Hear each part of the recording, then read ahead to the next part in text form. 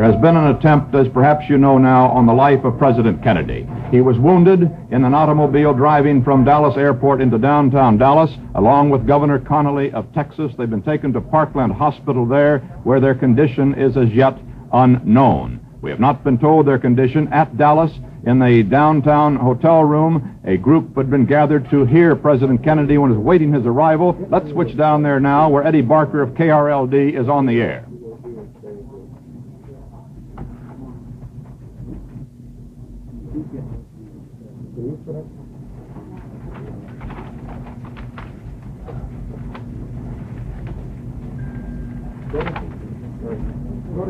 We're trying to get that connection to Dallas now. Just as soon as we can get Dallas on the air, you shall see the scene at the hotel, where we understand that the audience is just being told about the incident in their city, the shooting of President Kennedy and of Governor Connally. A word just in from Congressman Jim Wright of Fort Worth says that he understands that both President Kennedy and Governor Connally, while seriously wounded, are still alive. Okay, go ahead, switch it. The safety precautions that were taken here at the Trade Mart, certainly among some of the most extensive that have ever been taken for the visit of anyone to this city. And as of this hour, it, of course, is all for naught due to the fact that there was an attempt made on the president's life. There had been earlier speculation that perhaps if there was any trouble, it would have come at the airport, where the president, if you were watching television and listening to the radio earlier this morning, you heard that he went up to the fence, went up to the crowd, and was mixing quite closely. He shook hands with many supporters.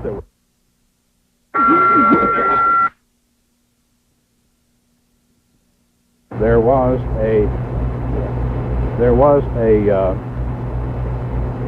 an air of congeniality on the part of the crowd. This Trade Mart is approximately 1.25 miles from the point where the attempted assassination took place. The Trade Mart, this huge market hall, is located just to the northwest of the downtown business area. The president's motorcade had taken him from the airport down Lemon Avenue, one of the familiar thoroughfares here in Dallas, to Turtle Creek, down past the Democratic County headquarters, and on into the downtown area. The procession came up Main Street, one of the three principal thoroughfares in downtown Dallas, and as it was just beginning to leave the downtown area and come out here to this hall when the attempted assassination took place. The announcement was made to the crowd just a few minutes ago as to what had transpired. No report on the condition of the president as yet. Yes, Dick. There is an unconfirmed report, Eddie, that the president is in critical condition, that Governor Connally has gone to the operating room. This is an unconfirmed report. That the president is in critical condition and that Governor Connally is now in the operating room. And also the fact that one of the Secret Service agents who was riding with the president was killed. Is that correct? That is the report at this moment. Dick, has there been any report as to whether or not the assassin was apprehended? Nothing on the apprehension as yet. We still have that same street corner that you mentioned to go by. That's all so far. Nothing other than the fact that at the intersection of Elm and Houston Streets, just west of the downtown area, is where the attempted assassination took place. There is a look of shocked disbelief on this crowd that has turned out for the president. Safety precautions here probably have never been greater. It was only a couple of weeks ago that an incident occurred here that caused some to think that it would have been better had President Kennedy not gone ahead with his announced plans of coming to Dallas. That was when the United Nations Ambassador Adlai Stevenson made a speech at the Memorial Theater in Dallas. You may recall that at that time there was quite a rhubarb inside the theater proper as Mr. Stevenson tried to speak. One man, a Frank McGehee, who is the leader of the National Indignation Convention, a group of extreme rightists here, tried to interrupt the ambassador. He was ejected from the hall. Then later, when Mr. Stevenson left the hall and tried to go to his car, he stepped away from his police protection for a minute and into the arms of a very hostile crowd. A woman hit him with a placard, and he was also spat upon by a 23-year-old Dalasite. This caused, of course, the fact that the precautions for the presidential visit went to extremes that have not been known here before. The report is that the attempted assassins, we now hear it was a man and a woman who fired the shots, were on the ledge of a building near the Houston Street underpass. Just from memory, that would... That was a report from Eddie Barker at our affiliate KRLD in Dallas, Texas. The scene you saw was the luncheon to which President Kennedy was en route. He was planning to address that luncheon in one of his strongest statements yet against those who, as he said, would turn the clock back, but he did not get an opportunity to make that speech. He was cut down by bullets as his motorcade approached downtown Dallas. He is now in the emergency room of Parkland Hospital in Dallas. He is remaining in the emergency room because Secret Service aides say that the facilities there are as good as elsewhere. They have moved Governor Connally, who was also cut down by those bullets, to the operating room at Parkland Hospital. Mrs. Kennedy, who was in the car with Governor Johnson, or Governor Connally rather, and President Kennedy, was not injured but was said to be in a state of shock and is stunned. She was heard to cry out, "Oh no," as the bullets rang out, and the president slumped into her lap with, it is reported, a bullet wound in the head. Governor Connally was shot apparently twice in the chest, although we do not have details of their injuries. As of 10 minutes ago, a White House aide said that the president was still alive. The extent of his injury, whether it is indeed critical or not, has not been officially confirmed by doctors from Parkland Hospital. Whether the assassin has been caught or not is not known as yet either. The early reports indicate, however, that a man was arrested by police and Secret Service agents. We're awaiting further details on that. There's a picture for the motorcade, Walter, just before the incident. Thank you, Don. This picture has just been transmitted by wire. It is a picture taken just a moment or two before the incident. If you can zoom in with that camera, we can get a closer look at this picture. You can see the president in an open car. The famed bubble top was not being used today. The president out in the open on a balmy Texas day. It had been raining earlier in Fort Worth when he made an appearance there to cheering crowds in a parking lot there. And earlier in the day, in this festive day, Mrs. Kennedy had made an appearance at a breakfast there, too, and was wildly cheered. You see the president here, the motorcycle policeman who undoubtedly was deeply involved in this matter before it was all over, immediately behind. And right over in here, you can perhaps see some of the Secret Service agents who were undoubtedly involved as well. They were not able to prevent the president being shot. Switch back to Dallas. There are prayers now for the president. We're now going into that Dallas luncheon the president had planned to address. Let's go back. Prayers, we understand, are underway. When you get this thing back, the guard tape queued up. It's an unidentified guy that said he was standing across the street. And he was... The members of their family.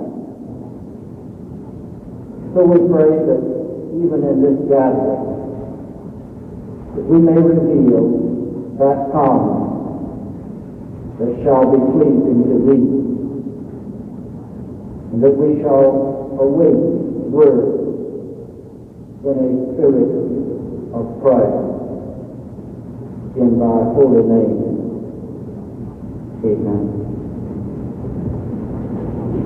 That was the Reverend Luther Holcomb, who is the Executive Secretary of the Dallas Council of Churches, and who was to have given the invocation here for the President's address today. As you can imagine, there are many stories that are coming in now as to the actual condition of the President. One is that he is dead. This cannot be confirmed.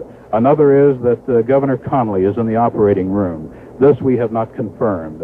Another is, and apparently this is correct, that one of the Secret Service agents whose job it was to guard the life of the president was killed in his line of duty.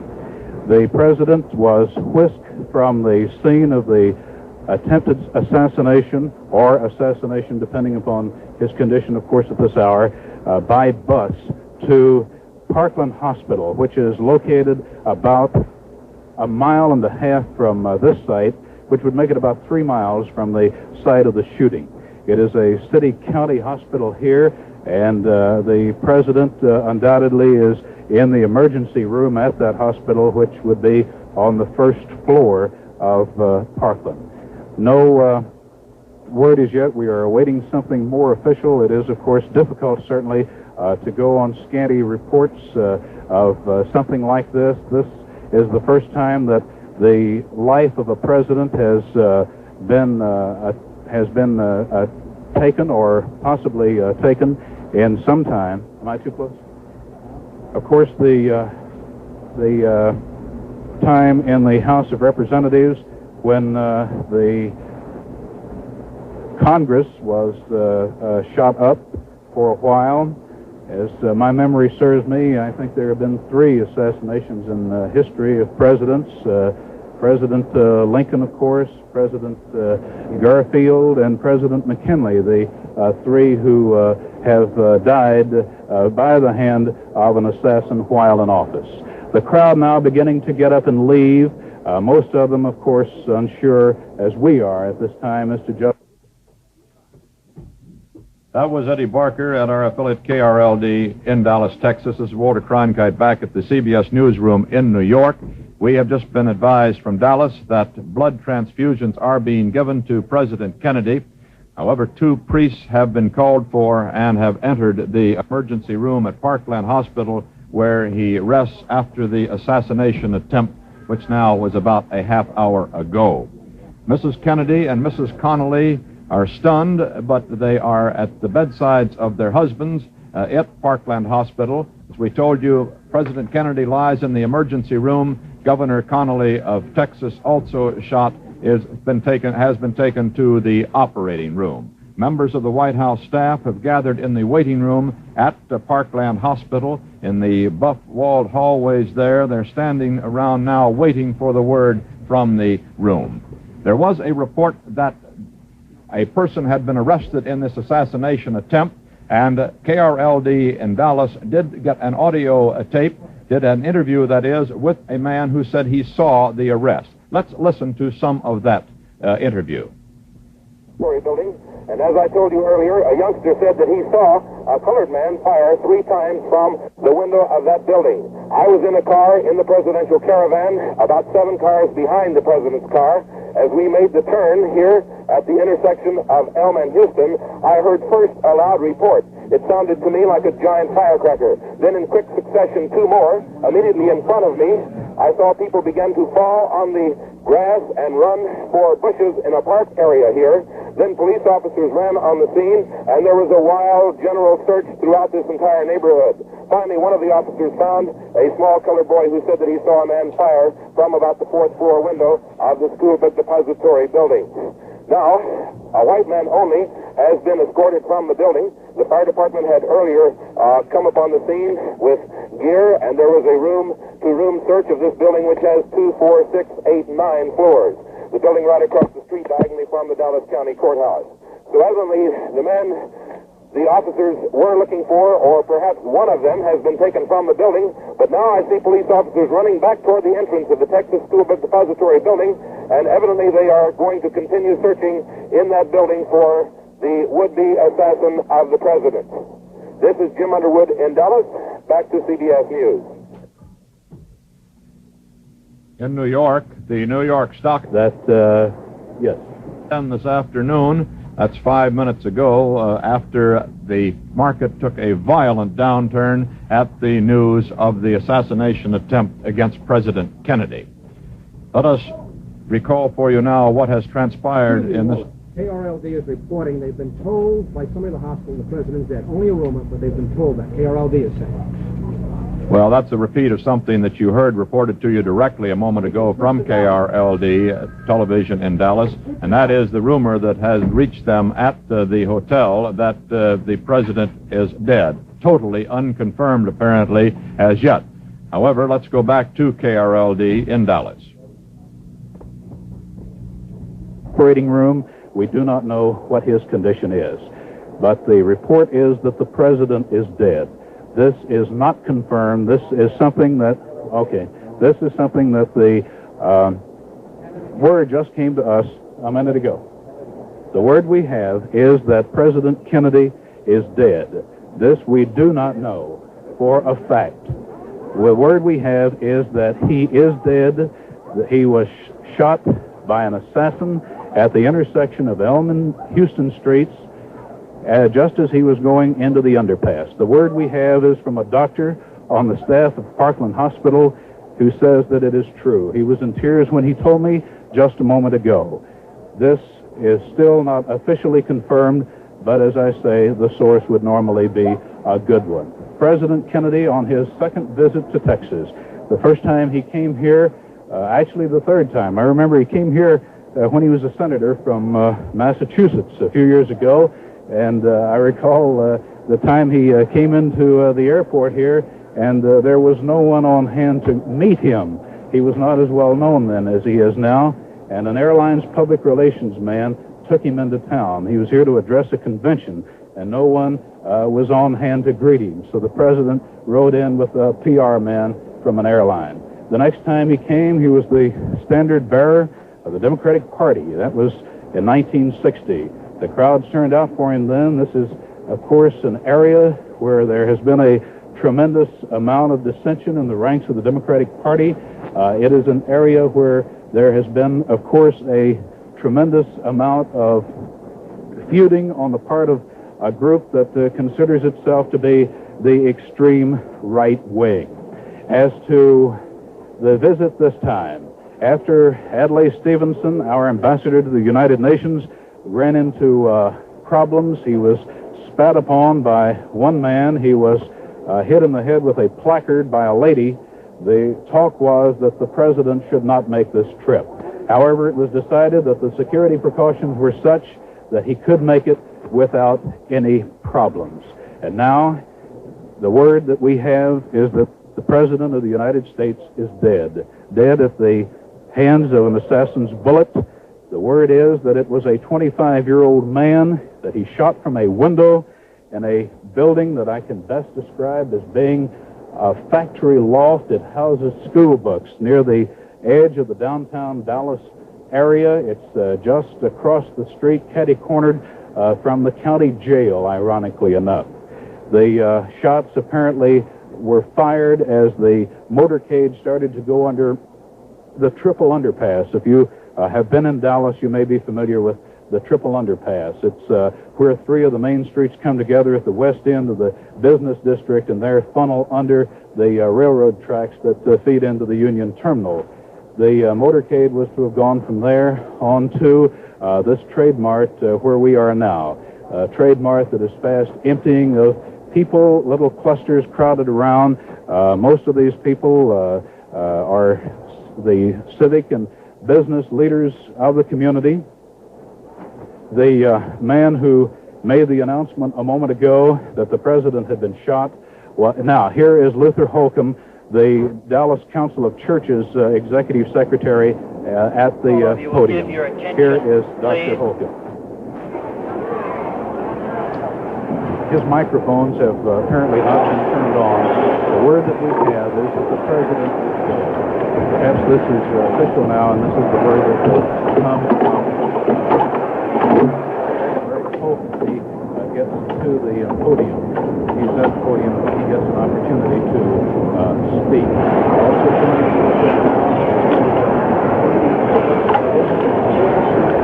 it is official. The President of the United States has been assassinated in Dallas, Texas.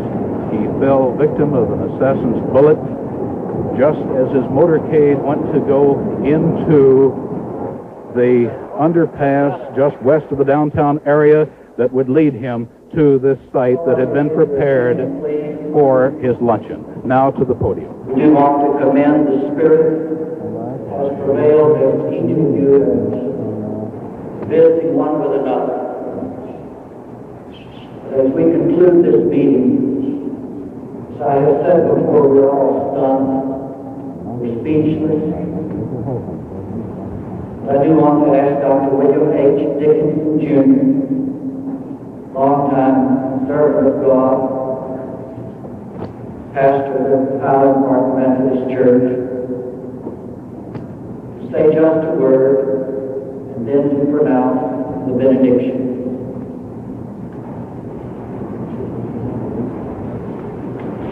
There are no words to express what we're feeling. We are all conscious of the fact that we face an issue and some responsibilities as citizens today which we cannot face without the strength and the wisdom and the patience of our God. Will you bow your heads? Draw near us, O God, and sustain us with thy presence, and grant unto us wisdom, strength, courage, to live in keeping with thy law, and to live as free men. Amen. Dr. Dickinson, the pastor of one of the largest Methodist congregations in the world, the word was not given to the crowd, but we understand that the president is dead. This we do not have an absolute confirmation on, but this is the word that we have. As we said a few minutes ago, he apparently died in the operating room at Parkland Hospital, which is the city-county emergency hospital here, located about 1.5 miles from this building. The president and his party have been in Texas now since yesterday. They arrived in San Antonio, then to Houston, then to Fort Worth last night. He walked into a big crowd of some 6,000 to 8,000 this morning in a parking lot in downtown Fort Worth. The fears here were that had the president had a problem in Dallas, it would have been at the airport upon his arrival. But that was Eddie Barker at our affiliate KRLD in Dallas, Texas, speaking from the room where President Kennedy had been scheduled to make an address to 3 Dallas organizations, but an assassin's bullets cut him down on the way to that meeting from the airport. Here is what happened this morning just an hour ago. It has been 1 hour since that electrifying flash came over the wires that bullet shots had been heard to ring out in the Kennedy motorcade. President Kennedy arrived at Dallas Airport from Fort Worth, Texas. It was the 3rd stop on his swing of Texas that began yesterday, a swing that up to then had been wildly greeted by thousands of Texans. He had been given a warm Texas welcome. He arrived at the airport and with Mrs. Kennedy and Governor John Connally of Texas climbed into an open limousine to drive through streets crowded with cheering Texans.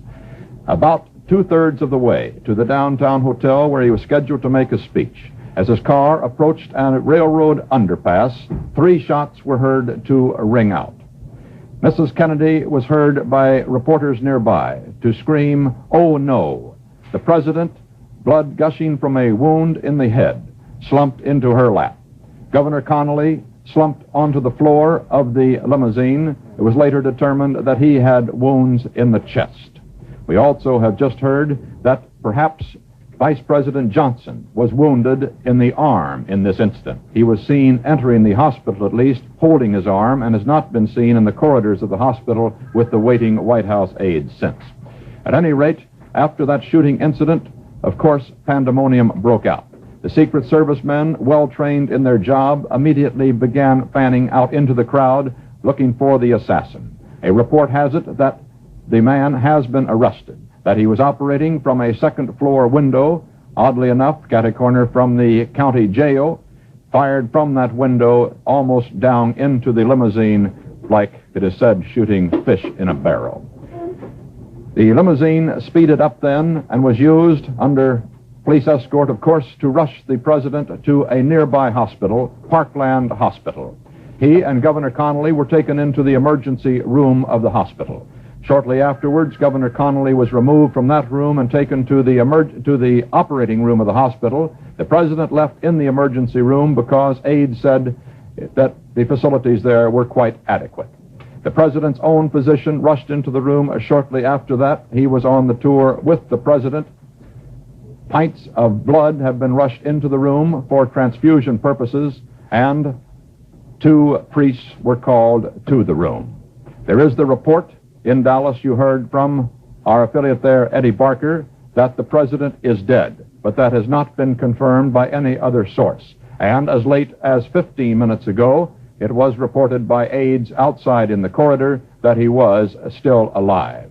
The extent of his injuries, whether they are indeed critical or not, is not known either. It was just an hour ago that the incident took place.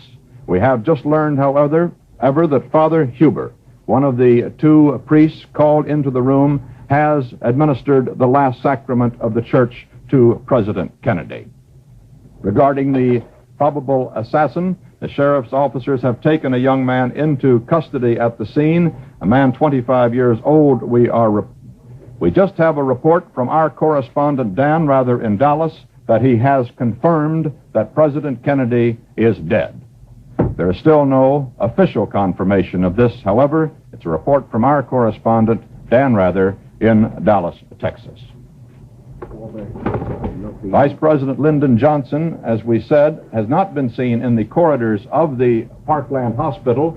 He was said to be, by some, to perhaps have been slightly wounded in the arm. He was seen going into the hospital holding his arm at any rate. Mrs. Lyndon Johnson says that the vice president, though we just have this information, is fine. Mrs. Lyndon Johnson was taken back into another first-floor room where Johnson originally had gone and asked if her husband had been wounded. She has replied negatively.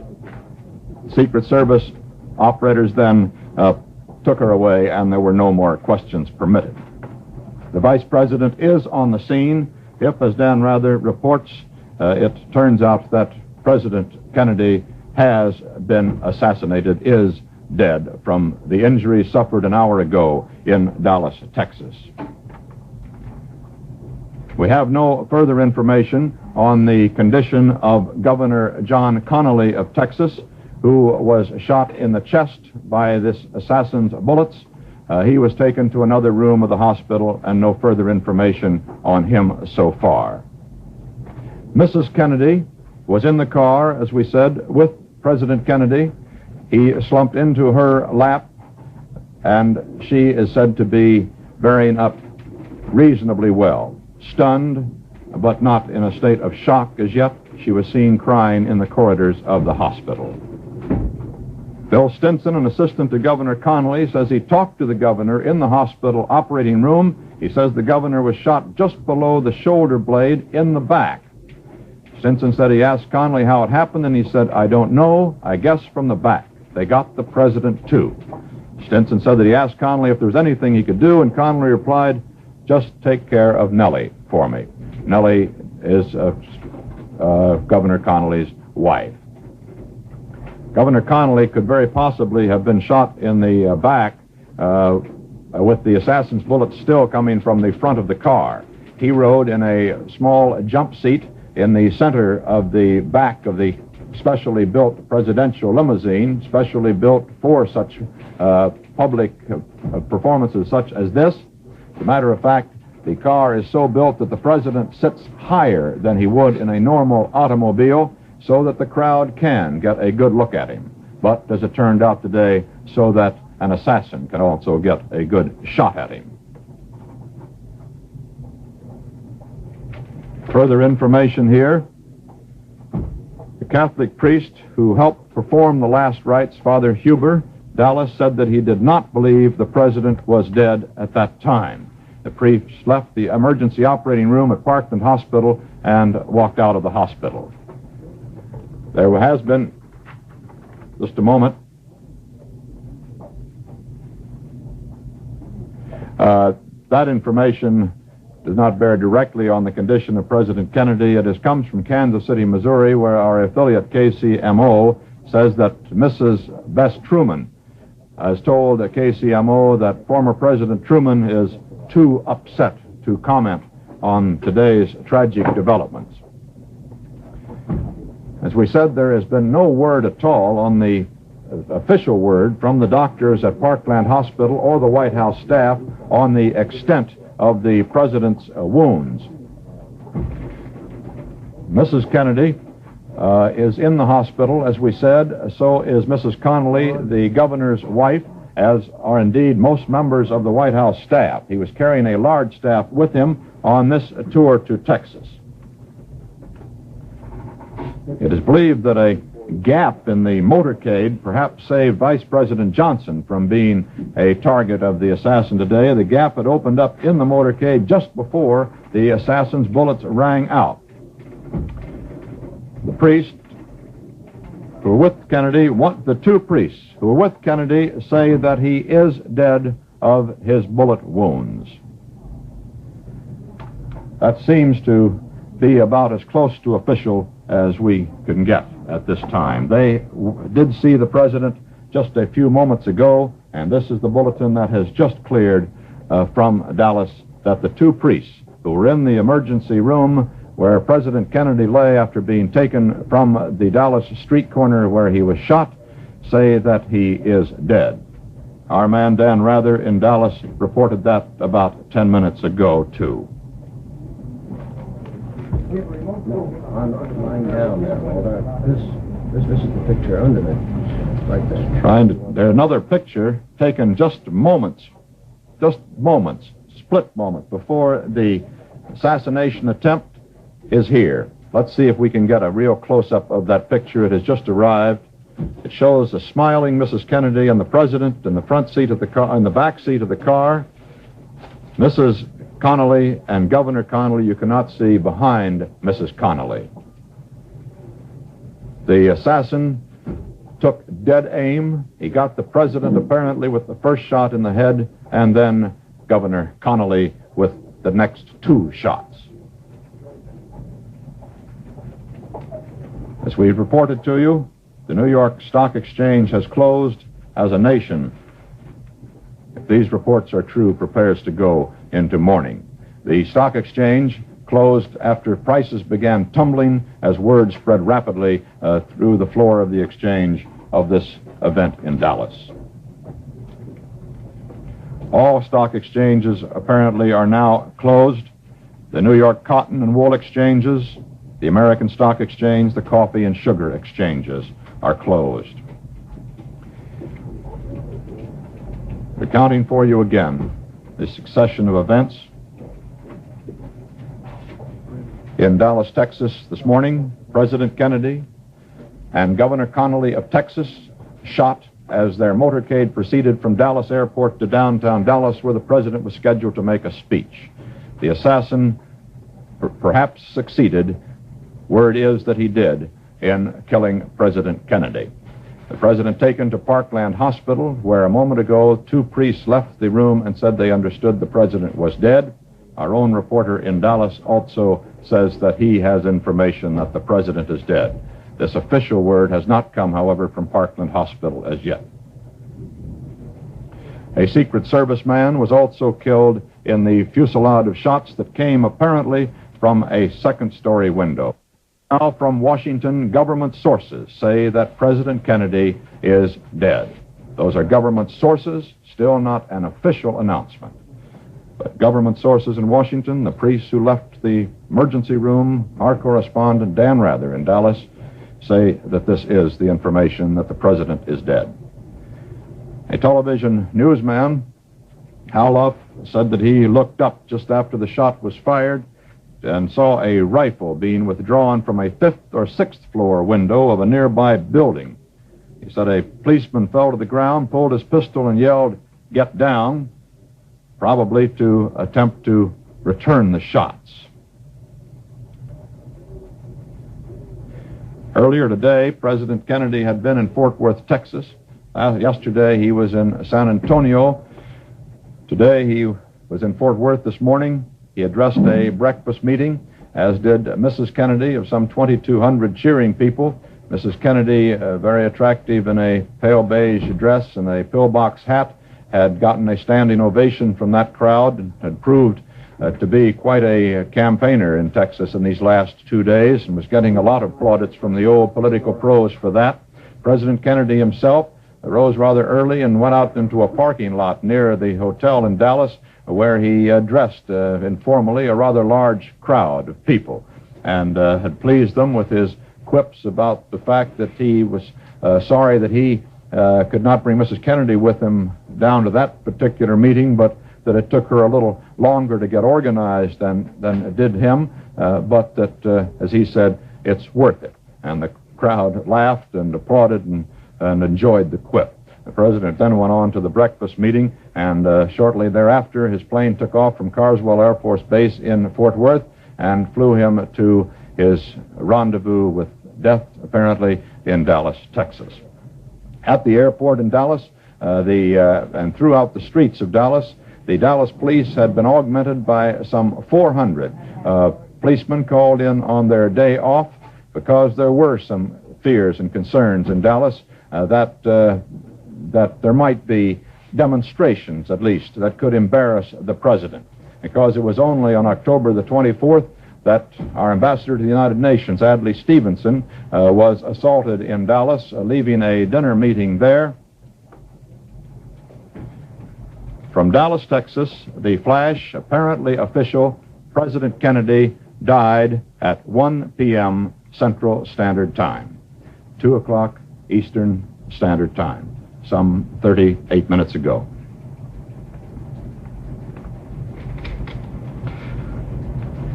Vice President Lyndon Johnson has left the hospital in Dallas, but we do not know to where he has proceeded. Presumably, he will be taking the oath of office shortly and become the 36th President of the United States.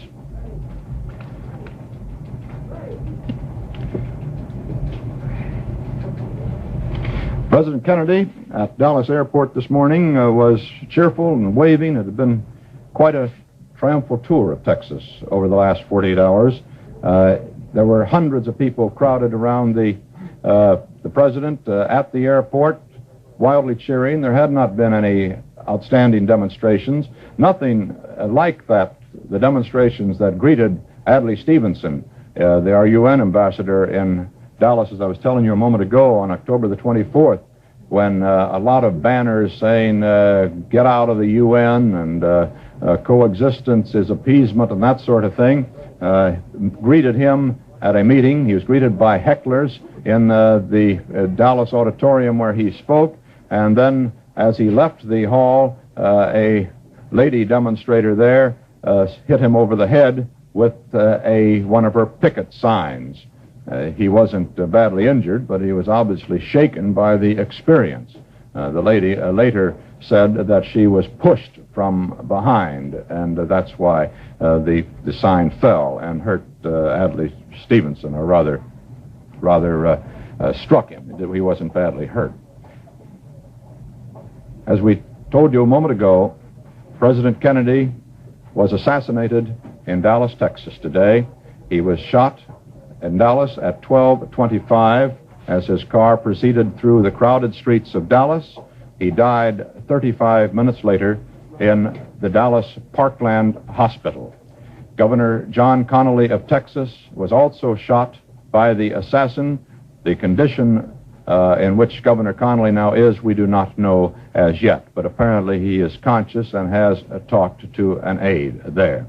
Vice President Johnson was in a following car and was apparently not hurt. He has left the hospital and has gone to an unknown destination where it is assumed he will shortly take the oath of office as the President of the United States. Some pictures of the President this morning.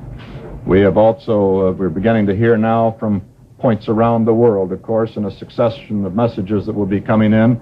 Dan Shore reports from Paris that, from Germany, that Prime Minister Erhard of Germany heard the news en route back to Bonn from Paris, and Of course, Dan Shore said, not knowing at the time that he cabled us a few minutes ago that the president was dead, said that Earhart would probably postpone his visit to Washington. It seems almost certain that that would be the case now. Here are some pictures taken of President Kennedy earlier today. Here is one from Fort Worth, where President Kennedy is shaking hands with a mounted member of the Tarrant County Sheriff's Posse. This was right after he made that outdoor speech that I told you about just a little while ago.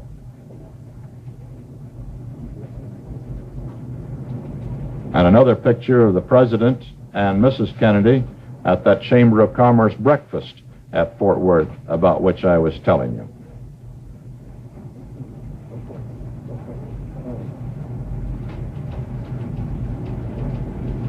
The President seems to be applauding Mrs. Kennedy, as he had been doing for 2 days, because she was making a big hit in Texas. Here he is greeting that crowd in the parking lot in Fort Worth, as I told you, before the Chamber of Commerce breakfast, the crowd to which he said he was sorry Mrs. Kennedy couldn't address or be with, but that it took her a little longer to get organized in the morning than it did him. But as he said, it's worth it. And here is a picture of the President also at that outdoor meeting this morning in a more formal pose. And here is Governor Connally of Texas, who was shot in the same assassination attempt. Lyndon Johnson, now the President of the United States, stands here in this group also.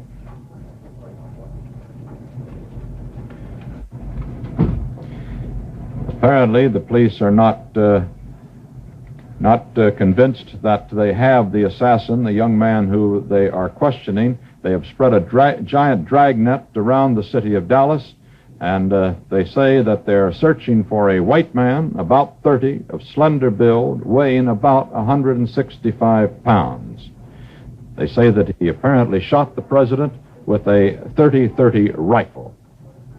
That's a very high-powered and accurate rifle, which is a very popular rifle among the game hunters of Texas. Senator Yarborough of Texas said to have collapsed in sobs as he told reporters of the slaying of President Kennedy.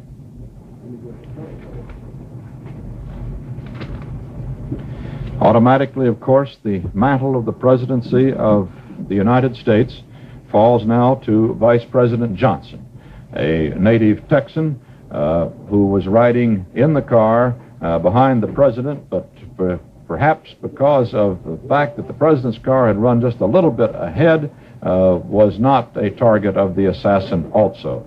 The assassin, who apparently was a very good shot, shooting from a 5th or 6th floor window across the street, it is believed, so that his aim had to be over at least 100 feet, it would seem, perhaps more, drilled the president in the head and Connally in the chest. And if the vice president had been closer, perhaps he would have had time for a shot there, too.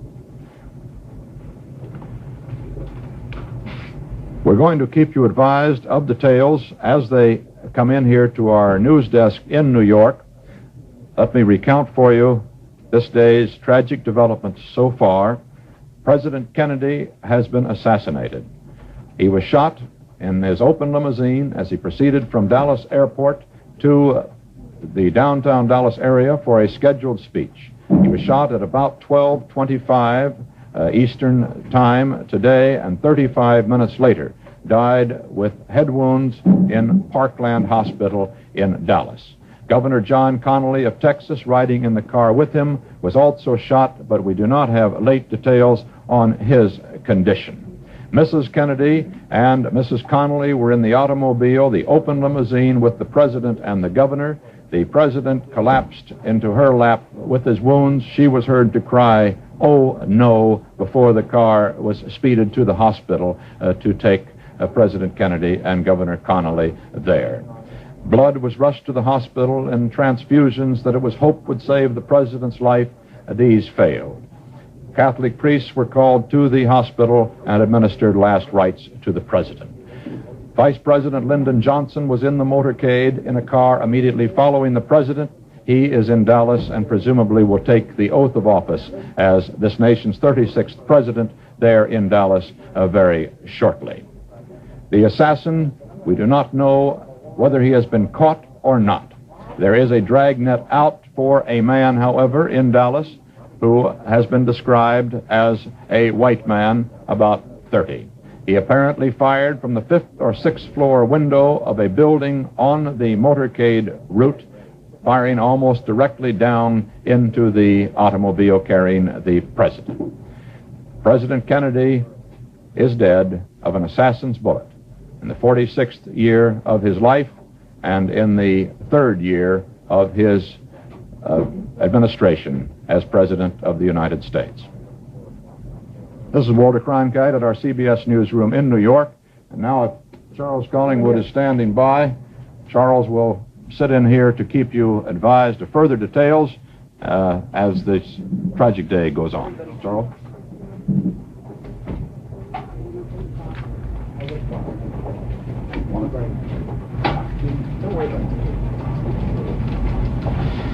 The entire nation has been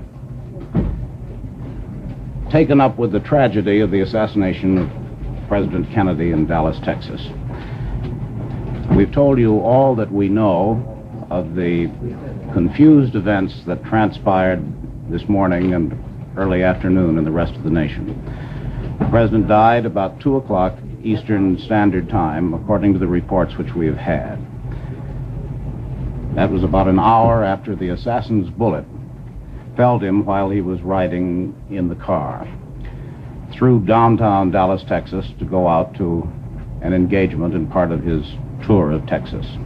You've heard the reports that Governor Connally was also wounded, though apparently not as seriously, and that Vice President Lyndon Johnson, who was in the motorcade, apparently not wounded, will soon be taking, at some undisclosed spot, the oath of office as the 37th President of the United States. Mrs. Kennedy, who was riding beside the President, into whose lap the President fell when he was shot, is still at the hospital. She was not harmed. The White House spokesman has refused to comment on her condition. Vice President Johnson was, of course, under heavy guard by the Secret Service officials who were with the presidential party. He went to the hospital and then was taken from there by White House officials to another spot in Dallas, Texas. The Secret Service has always known that it is impossible completely to protect the President of the United States on occasions such as this. There's always been the chance that any president might be killed in a crowded situation with windows overlooking the street in an open car, such as presidents of the United States customarily travel, trusting in the good faith of the fellow citizens of this country. President Kennedy, we are told, was shot in the right temple. And according to Dr. George Berkeley, the White House medical officer, the White House physician, it was a simple matter of a bullet right through the head. The shooting, as we have told you, occurred as President Kennedy and his wife, riding with Governor Connally of Texas and Mrs. Connally, were riding in the familiar White House bubble top, which is usually shipped from Washington, in which the president can ride, which is equipped with facilities for the Secret Service to ride along with him. Was shot in that open car as he drove through the crowd of approximately 250,000 people in downtown Dallas.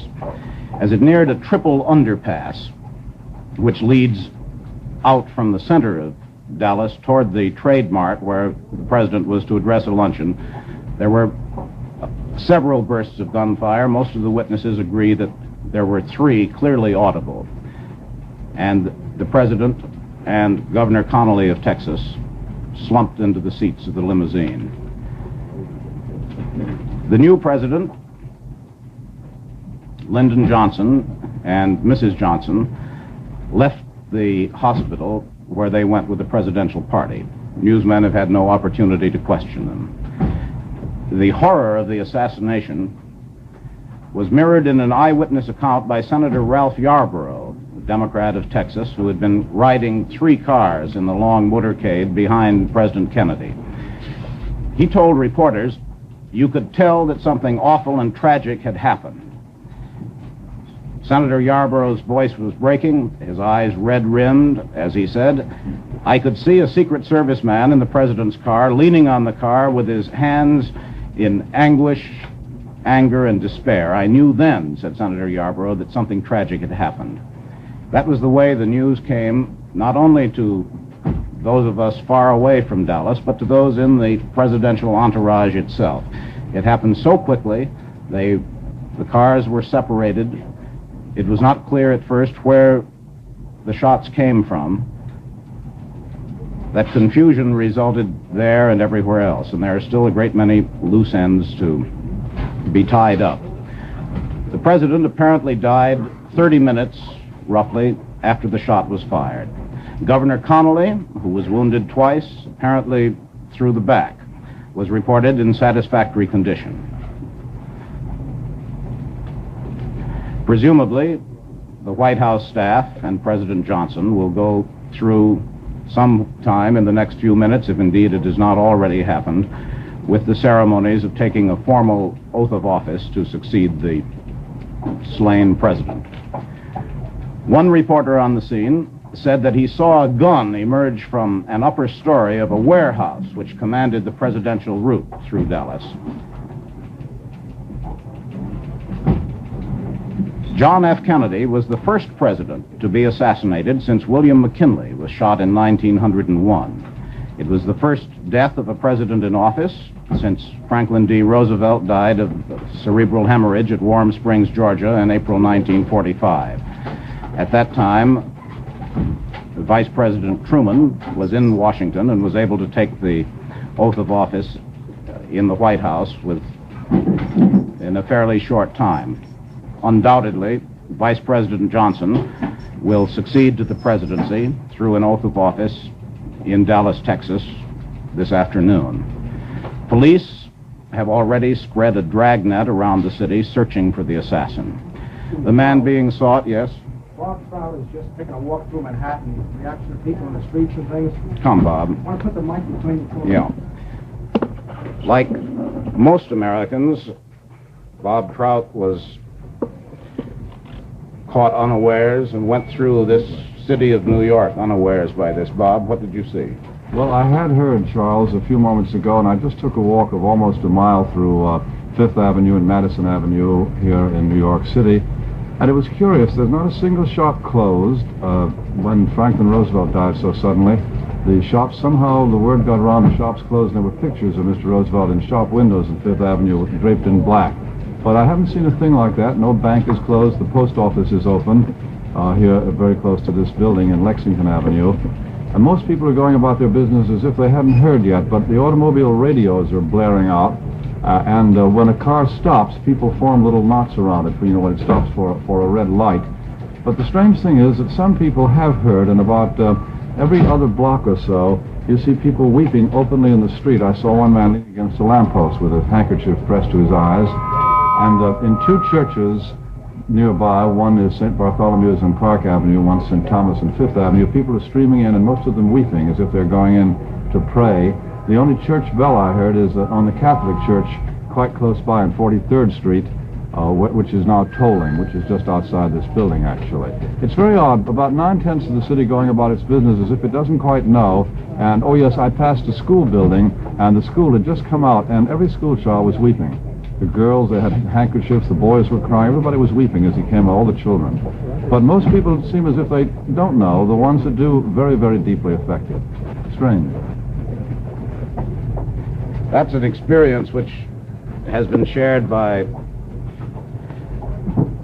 something like 150 million people, isn't it? As the news came at this hour when people were having lunch or going about their ordinary affairs. We still have no fresher reports from Dallas of what is transpiring there.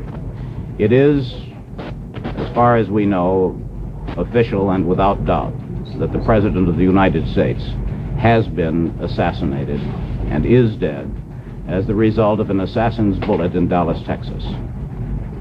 CBS News will stay on the air live from this newsroom in New York City throughout this day to keep you up to the minute on the latest developments in the assassination of the President. Vice President Johnson, who was with the presidential party, is expected to take the oath of office as the 37th President of the United States at any time this afternoon. The word, of course, has begun to spread throughout the world. In Rome, Cardinal Francis Spellman, there for the Ecumenical Council, said that he is shocked and grief-stricken to hear of President John Kennedy's death. As this afternoon goes on and as the word reaches leaders throughout the world, there will be many more messages of that kind. Governor Connally, who was riding in the same car with the President and Mrs. Kennedy and Mrs. Connally, and who was also shot twice by bullets apparently from the same assassin, Governor Connally is reported in serious condition and in great pain. The only words we have from him were those to an aide: "Take care of Nellie," Governor Connally's wife.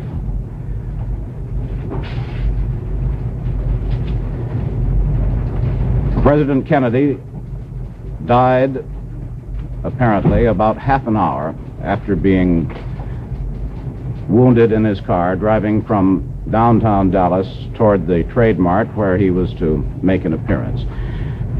He was given the last rites by two priests of the Roman Catholic Church who came out of the ward, the emergency ward in the hospital at approximately 1:37 p.m. Central Standard Time. And the priests announced at that time to those who had gathered outside the hospital that the President was dead when they had seen him. And this brought audible sobs from the crowd, from scores of newsmen and White House aides who were gathered there. Senator Ralph Yarborough, a Democrat of Texas, who was in 3 cars behind the President, talking only a few minutes before the newsmen, had collapsed in sobs as he told told reporters of watching the slaying of the President.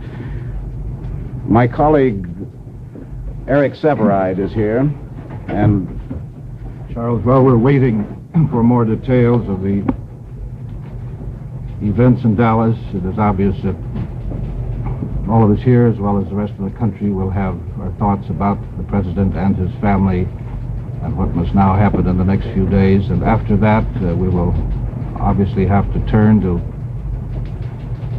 along with the rest of the world, the consideration of the man who will be the new president of this country. Mr. Kennedy was the first president born in this century. Mr. Lyndon Johnson will be the second. He's in his mid-50s. It is clear from the evidence of recent years that Mr. Johnson's health is very good in spite of that heart attack of some years ago, which he suffered outside Washington, and when for a while his vigor was considerably reduced. He is in perfectly good state of fitness now, so far as all his friends and doctors and everyone can testify. He is a man very much of Mr. Kennedy's persuasion on both domestic and foreign affairs. He is well traveled in this world, well acquainted with the leaders of the rest of the Western world. Mr. Kennedy, you know, was the new young force among world leaders, so much younger than those in France, in Britain, in Russia, or Germany. And Mr. Johnson will be still, I think, the youngest, except perhaps the new Chancellor of Germany. But on the whole, the older men of an older time will still be in power. I think you perhaps have a new bulletin there, Charles, and if that is important, I'm sure you want to go with it. Well, Eric, the bulletin is that our correspondent in Dallas, Dan Rather, reports that the Dallas police have arrested a 30-year-old man who was found with a weapon in his possession. No other details are known at the moment, but a man has been arrested carrying a gun, and naturally the entire machinery of law and order in Dallas, both on the city, state, and federal level, have gone into action to try to apprehend the assassin and those who helped him. The bulletin is that a 30-year-old man has been arrested. One might say at this point that it is very much to be hoped that this assassin, whoever he is not connected with any particular political group, a so-called hate group or otherwise. This will result in a very great rending of the political flesh of this country. And the men who shot Lincoln, Garfield, McKinley, and Theodore Roosevelt, who spoke for an hour with a bullet in his chest once, non-fatal, were all purely individuals of an erratic and perhaps insane type, as well as the man who tried to shoot President Franklin Roosevelt in Florida in 1933 and did kill Mayor Cermak of Chicago at that time. We can hope at this point that this person, whoever he is of a similar stripe, and that there were no coherent political motivations or connections with this man. Otherwise, I think it's going to be very rough, don't you? Unquestionably, this is going to have an absolutely imponderable effect upon the political situation and upon the public attitude toward the causes in which the president was interested. In a sense, President Kennedy's assassination came out of the same venomous and supercharged attitudes that brought about the assassination of President Lincoln. Like that of President Lincoln, it was based on, perhaps at least, upon a racial issue. We have a bulletin from Texas now, which has to do with Governor John Connally, who was wounded riding in the same car. Governor John Connally has undergone an operation for the gunshot wounds in his chest. His condition is said to be serious, but his doctor said that his vital signs are good. A doctor said that Connally had a good pulse and that his respiration is satisfactory. When the president died, 6 members of his cabinet were out of the country, flying to Japan.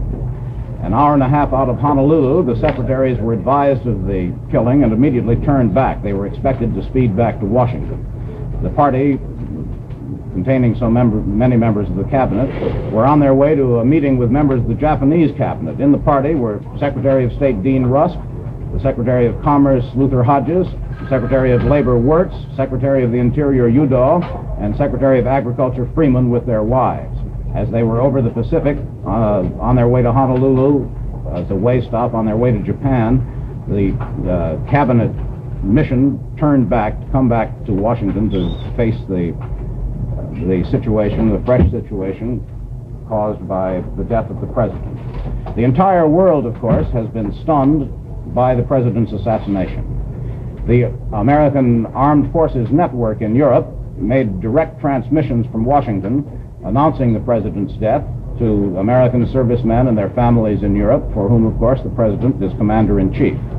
In the Vatican, Pope Paul was immediately informed. News of the murder was received with dismay at the North American College in Rome, where the vice rector, Monsignor Chambers, said that he would inform the American cardinals and prelates who were dining at the moment. There's a 6-hour time difference between this country and Rome. The Soviet news agency TASS carried the news as a flash on its international English language radio teletype circuit at 2:45 or 2:48 this afternoon. And this is what TASS, the Russian news service, said. It has just been officially announced that the United States President, John F. Kennedy, has died in hospital after an attempt was made on his life by persons, as believed, from among the extreme right-wing elements. Of course, we have no knowledge of the political motivations, or indeed the other motivations, of the person or persons who fired upon the president. We do have a report from Dallas, from our correspondent there, CBS News correspondent Dan Rather, that Dallas police have arrested a 30-year-old man who was found with a weapon in his possession. The shot was apparently fired from a warehouse building, a building which housed large numbers of school textbooks, which overlooked the route which the presidential motorcade followed on its way from downtown Texas to the Trade Mart where the president was to speak.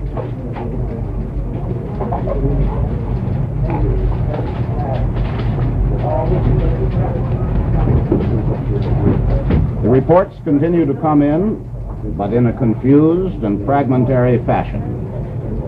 No one, however well prepared a Secret Service and a presidential organization may be, no one was prepared for this. It happened quickly in the midst of a large crowd of 250,000 people, and we are bringing you the reports as they come into us here in New York just as quickly as we can. And of course, CBS News will stay on the air, live throughout this day to keep you informed on the up-to-the-minute developments in the assassination of the president. Already, parallels are being drawn between other assassinations and sudden deaths of American presidents in office. The last president to die in office was President Franklin Roosevelt, who was succeeded by Vice President Truman, as President Kennedy will be succeeded by Vice President Johnson.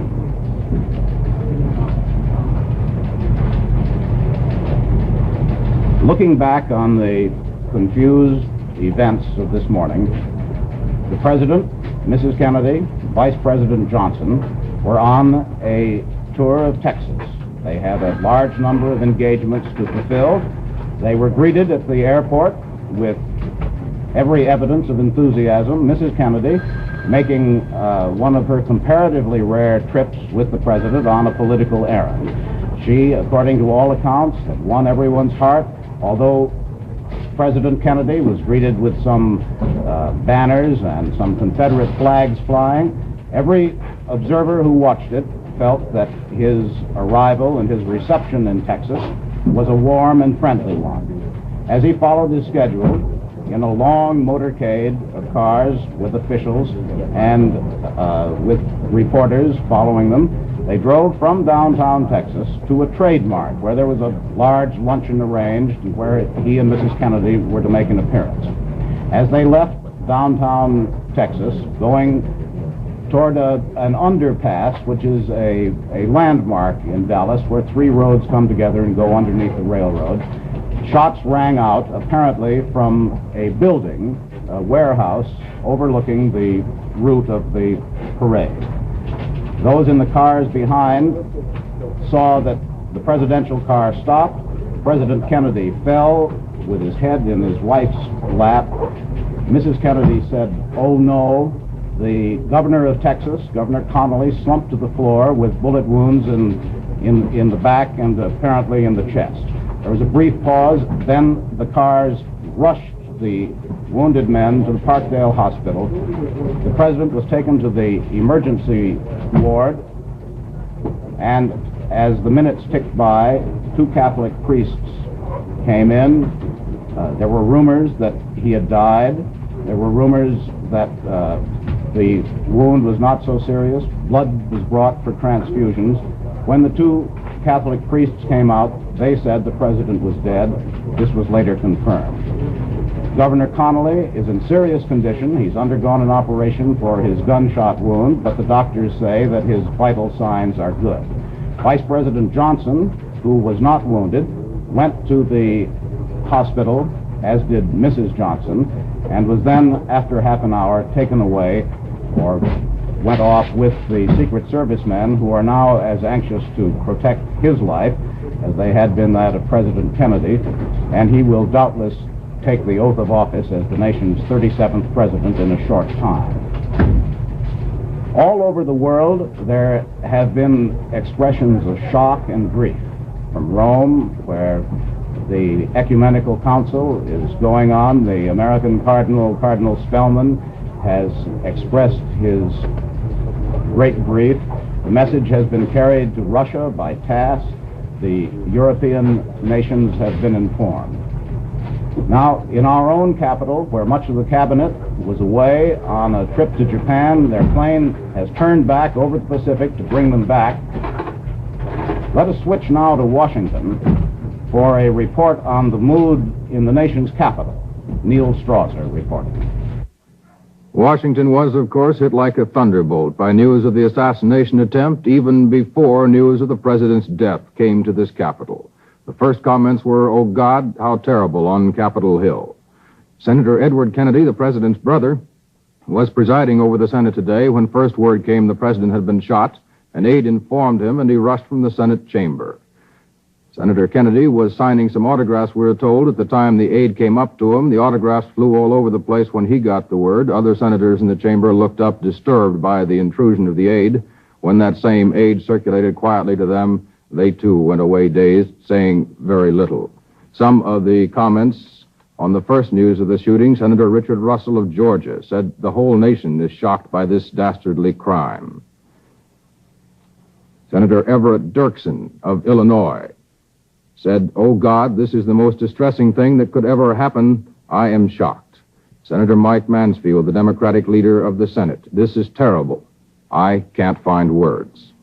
And a statement from Senator Harry Byrd of Virginia on the president's death, "I am deeply shocked. The assassination of President Kennedy is a disaster to this nation and the free world. I cannot find words to express my personal distress." A statement from Senator Harry Byrd of Virginia. Members of both houses, after news of the shooting came, walked around dazed as they tried to pick up details. Telephone switchboards at both the Congress and the White House were tied in knots. Those few remaining members of the official White House staff clustered around television sets. Mr. Kennedy's special assistant, Ted Sorensen, watched silently, left the room when reporters asked quietly if he had any comment. The president's other brother here in Washington, Attorney General Robert Kennedy, was having lunch at home when word of his brother's shooting reached him. A quick check with the Justice Department discloses that there is nothing in the law that prescribes when or how Vice President Johnson shall take the oath of office or who shall give it to him. The Constitution states only that he shall take the oath of office for the presidency before entering on the duties of the office. As you will recall, Calvin Coolidge was at his home in Plymouth, Vermont in August of 1923 when word came of the death of President Harding. Coolidge was immediately administered the oath of office by his own father, a justice of the peace. Later, the ceremony was performed again in Washington by a justice of the then Supreme Court of the District of Columbia. President Truman was in Washington when word came of the death of Franklin Roosevelt in 1945 and was given the oath in private at the White House by, I believe, a Chief Justice of the United States Supreme Court. So that is the way Washington is taking the news of President Kennedy's death. Many of these statements simply say, "I cannot find words to express my shock or sorrow." We'll have more. This is Neil Strasser in Washington. CBS News, of course, will stay on the air live throughout this day to keep you up to the minute on the latest developments in the assassination of the president and in the inevitable aftermath that will follow it. Mrs. Kennedy was with the president in the same car. She was not hurt. The president's mother and father were told that the president was shot by a workman in Hyannisport, Massachusetts, where they are. The report came to them before it was known that the president had been killed. Reports were that neither the president's father, former Ambassador Joseph P. Kennedy, nor the president's mother had any comment to make when told of the shooting. The president's father is now a semi-invalid as the result of a stroke a few years ago, and he was napping when the word came. The president and Mrs. Kennedy had planned to spend Thanksgiving holiday at Hyannisport next week. We will have a live switch to the United Nations, video only, Adlai Stevenson at the UN accepting condolences. There is no sound to this, but the United Nations, like other institutions, is adjourning its deliberations to pay honor to the President of the United States. Pope Paul in Rome has been informed of the President's death. Cardinal Spellman, there in Rome for the Ecumenical Council, his voice shaking with emotion, said, "I am saying the rosary for him now."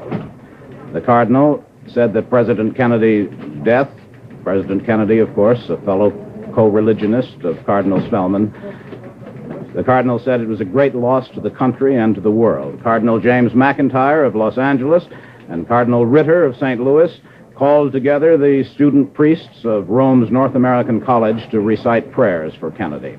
Cardinal McIntyre said that Cardinal Ritter and myself were having dinner there in Rome, it's dinner time there because of the time difference. When they heard the astounding news of the president's death, we are shocked, grief-stricken, our hearts are pained. West German Chancellor Ludwig Erhard, who was to have visited President Kennedy on Sunday, was informed of the president's death while on the way back to Bonn from Paris. The news fills the German people with deep grief, said Chancellor Erhard. All those who had the fortunate opportunity to make the personal acquaintance of President Kennedy, in particular the people of Berlin, where of course the president had recently visited, are deeply grieved in this hour. The premier designate of Italy, Aldo Moro, said his stature as a politician in his great country and on the international scene was growing in these years of a courageous policy of renewal. The reason for which he was struck in a mad way raises President Kennedy even more on the moral plane as a great defender of man's dignity and equality, said the Italian premier designate in Rome. French Premier Georges Pompidou exclaimed, "It is atrocious, it is frightful, I am overwhelmed." In Madrid, a Foreign Office spokesman said, "It is horrible, absolutely horrible, a most barbarous thing. Everyone here is horrified." And thus, international differences, disputes, are swept away in the moments of shocked, stunned grief. The Italian news agency TASS, in reporting on its wires to its subscribers the death of the president, asserted that he had been killed by a right-wing American extremist. There is no confirmation of that. A man has been arrested in Dallas, a 30-year-old white man who was carrying a gun. We know nothing of his political persuasion. But Dallas, Texas, is considered a center of conservative philosophy and finance. It was on October 24th that Adlai Stevenson, our ambassador to the United Nations, whom you saw a moment ago receiving condolences of representatives of other countries to the United Nations, that Adlai Stevenson, making an appearance on United Nations Day in Dallas, was spat upon by one heckler and struck with a placard by another. It was believed that the strong emotions which run in Texas and other parts of the South may have been part of the context of attitudes which resulted in the tragic occurrence today. It was believed that the president's body will be moved shortly to Washington. Traditionally, funeral services for presidents who die in office are held in the Capitol. A presidential spokesman, the White House spokesman, told newsmen that Governor Connally, who had been riding in the same open limousine with the president, had been wounded in the right chest. Connally was rushed into surgery in the hospital for a 2-hour emergency operation. He is said to be in serious condition, but the doctors say that his vital forces are strong. A lieutenant of the Secret Service, Lieutenant Kaminsky, said that the assassin's weapon appears to have been a high-powered Army or Japanese rifle of about 25 caliber. The rifle had a scope sight on it, according to the Secret Service lieutenant. The entire building where the sniper was located was evacuated, and people working in the building at the time of the shooting were questioned. This morning, President Kennedy had telephoned Vice President John Nance Garner, who had been Roosevelt's vice president, as you remember, congratulating him on his 95th birthday, where former Vice President Garner lives in Uvalde, Texas. And according to this report, Garner's end of the conversation went this way: "God bless you, Mr. President. You're my president, and I love you. I hope you stay there forever. Thank you, Mr. President. God bless you." The words of former Vice President John Nance Garner, 95 years old, in Texas this morning, one of the last telephone calls that President Kennedy apparently made. This is what we know of the assassination as it took place this morning. President Kennedy was traveling in a motorcade through the streets of Dallas before a generally enthusiastic crowd, in some places a conspicuously enthusiastic crowd, of 250,000 people. With Mr. Kennedy in the open limousine, the White House bubble top, which is so familiar to those who have seen the president on television or in person as he travels throughout the country. With the president were Governor John Connally of Texas, Mrs. Kennedy, and Mrs. Connally. Suddenly there were shots. An eyewitness said that he saw them fired from a window in a warehouse building overlooking the route from downtown Dallas out to the Trade Mart where the president was to appear. Bullets hit Mr. Kennedy in the forehead, and Governor Connally in the chest. The two men were seen to slump into their wives' arms. Neither Mrs. Kennedy nor Mrs. Connally were hurt. One report has said, still not confirmed, that one of the Secret Service men accompanying and guarding the president was killed by the gunfire. Then, convoyed by police, the limousine raced off at top speed to Parkland Hospital, which was 5 minutes away. Meanwhile, police and Secret Service agents moved in on the assassin, searched the building, and an arrest of one man armed with a rifle is reported. The president and the governor were taken to the hospital's emergency room. The president was not moved from there and died there. The governor was moved to an operating room, and after an operation is reported in serious condition, but the doctors appear to be hopeful.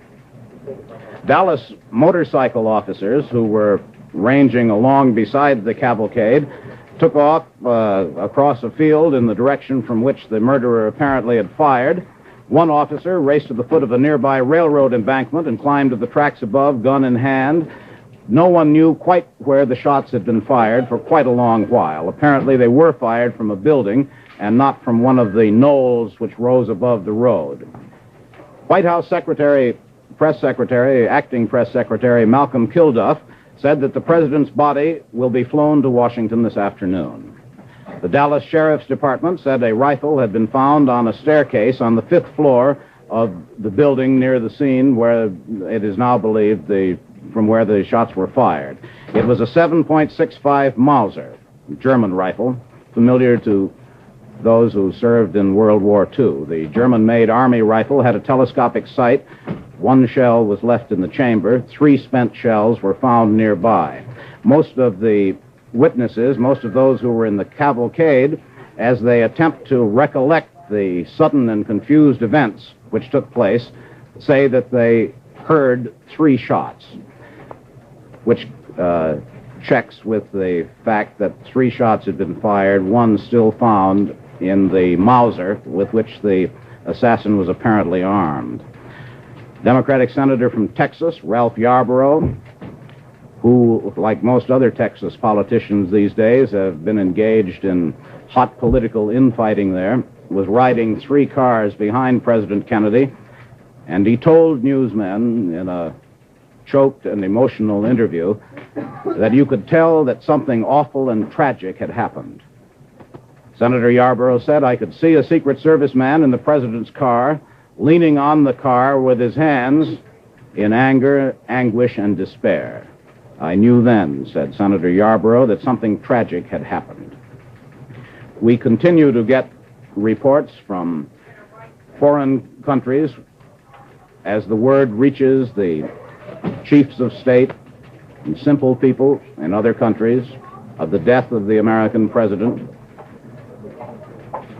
As is always happens on these occasions, shock is the dominating note of the reports from abroad. We learn from Washington that Mrs. Sargent Shriver, the sister of the president, has been taken by helicopter from the White House to Andrews Air Force Base, presumably to fly to Dallas to join Mrs. Kennedy or perhaps to await there the return of the party from Dallas. Mrs. Kennedy, who was riding in the same car with the president, was not hurt, but has been taken to a quiet room in the hospital at this moment after the aftermath of the terrible moment that she had to go through, in which the shot rang out and the president slumped down, his head in her lap. Reports are still coming in. They do not perhaps add a great deal to the confusion of the events that we have been trying to sort out all day. But as they come into us, CBS News is going to stay on the air live from here throughout this day in order to keep you up to date on the latest developments in the assassination of the president and what happens next. The news agencies and our own correspondents who are keeping us informed from Dallas continue to send us reports bringing together the various pieces of information, some confirmed, some unconfirmed, as they come in and as we begin to sort out the truth from the rumors of what has happened. The president's body has now been removed from Parkland Hospital. It was taken from there shortly after his death in a long cream-colored ambulance with the curtains tightly drawn. Mrs. Kennedy rode from the hospital in a passenger seat in the ambulance, which is a type of vehicle that does have 2 seats for passengers. She and the body of President Kennedy were escorted from the emergency entrance of the Parkland Hospital by 2 motorcycle officers. Mrs. Kennedy walked slowly from the hospital to the ambulance, looking around her, we are told, in a dazed manner, and appeared to be in a state of shock. Those who saw her enter the hospital an hour and a half earlier said that she had not been hysterical and remained in control of herself throughout. Secret Service men have directed police to remove spectators from the whole area. And now we have another report from Washington. Neil Strasser reporting. 3 jet planes are now warming up at Andrews Air Force Base, presumably to fly members of the president's family to Dallas, Texas. As you've already heard, Eunice Shriver, the president's sister, has left the White House by helicopter, along with the president's aide and very good friend, Theodore Sorensen, presumably on the way to Andrews Air Force Base.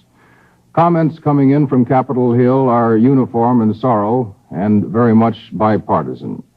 Democratic Senate Leader Mike Mansfield told newsmen the death was a deep, personal, and tragic loss. Seated with Republican Senate Leader Everett Dirksen in Mansfield offices off the floor of the Senate chamber, the Democratic leader told assembled reporters simply, he was a man who contributed so much and deserved so much more in return. Senator Alan Bible, Democrat of Nevada, said this is one of the great tragedies of our civilization. The world has lost a great champion, and the United States has lost a great and courageous president. Senator Jordan, Democrat of North Carolina, said the assassination was a great tragedy that has befallen this nation. The Speaker of the House and the next man in line for the presidency after Lyndon Johnson, Speaker McCormick, issued this statement to reporters, "This is a tragic event. I feel very inadequate in expressing my thoughts. The nation," said Speaker McCormick, "has sustained a staggering loss, the significance of which is stupendous. Our country and the entire world will never forget President Kennedy. His leadership was superb in meeting the challenge of this period of world history. The warmth of his personality will never be forgotten. The relationship that has existed between the President and myself throughout the years has been very close and most friendly. In his tragic passing, I have lost a dear and personal friend." The statement of Speaker McCormick. We are told that an aide of Vice President Lyndon Johnson, now President Johnson, George Reedy, has arrived at the White House. There can be very little delay in these times, of course, to have a new administration take over.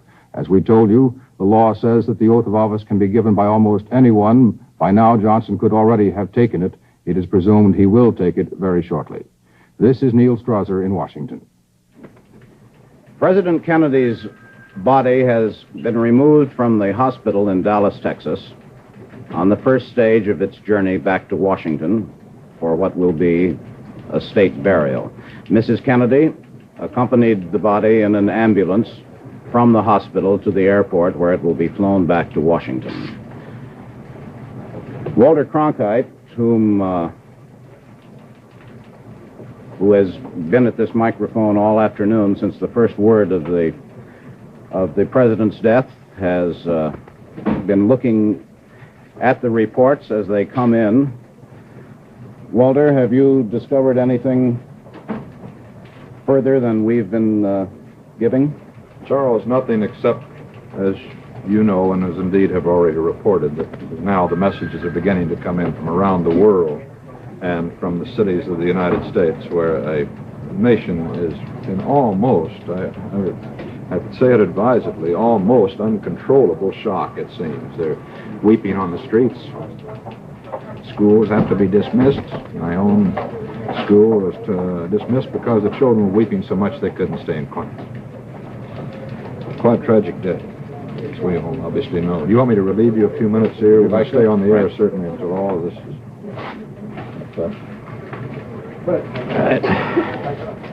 We do have some word here as to what has... where some of the members of the Kennedy family were at the time of the event in Dallas, the assassination. Robert Kennedy, the Attorney General of the United States, we are told was at lunch at the time it happened at his home in McLean, Virginia. FBI Director J. Edgar Hoover called the FBI office in Dallas and ordered an all-out investigation of the shooting, which, of course, could be expected. President Kennedy, as you have been told now, was the first president to be assassinated since William McKinley was shot to death in 1901. 6 members of the Kennedy cabinet, as you also, I believe, have been told during the day, were out of the country on their way to Japan. Their plane was called back an hour and a half out of Honolulu. They're expected, of course, to return immediately to Washington. It is anticipated that the new President of the United States, the 36th President of the United States, Lyndon Baines Johnson, will continue the President Kennedy's policies with which he seemed to be in firm agreement during these 3 years of the Kennedy administration, and presumably will continue most of the cabinet in office through this next year, at least until the November elections. We told you that Senator Robert Kennedy was at his home in McLean, Virginia, when he got the word. Senator Ted Kennedy and his wife, Joan, are now leaving Washington. They're boarding a jet at Andrews Air Force Base, destined for Hyannisport, to be with the president's mother and father, who got the news there from a workman around the house who came running to the lawn where Mr. Kennedy was resting with the news of the assassination. The new President of the United States, we believe that he must have by now taken the oath of office, although we have not been advised of this yet, is Lyndon Baines Johnson, a native of Texas, of Johnson City, Texas, where his mother and father had a ranch. He was born there some 54 years ago. He was interested in politics at an early day. When he was still in Southwest Texas State Teachers College, he took law later and became a very early follower of Franklin Delano Roosevelt, who who became interested in the young man when he went to Congress in in the early days, 1937, of the Roosevelt second term, and Mr. Roosevelt had indeed sponsored him for that job after making him National Youth Administrator in Texas. CBS News correspondent Dan Rather has arrived in our KRLD studio in Dallas. Let's switch now to Dallas for his story. The whereabouts of Lyndon Baines Johnson at the moment are unknown.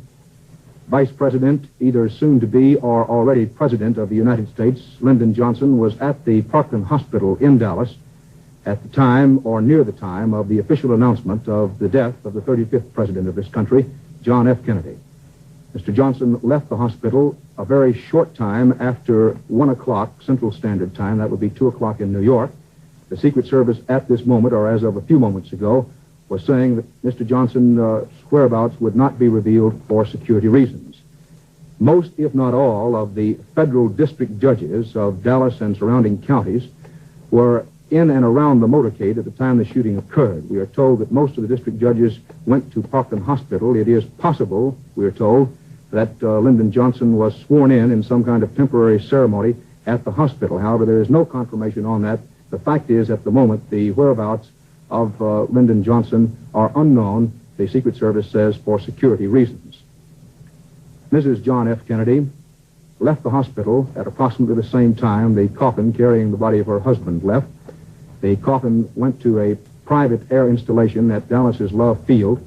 It either has left or will leave Dallas Love Field in a matter of minutes.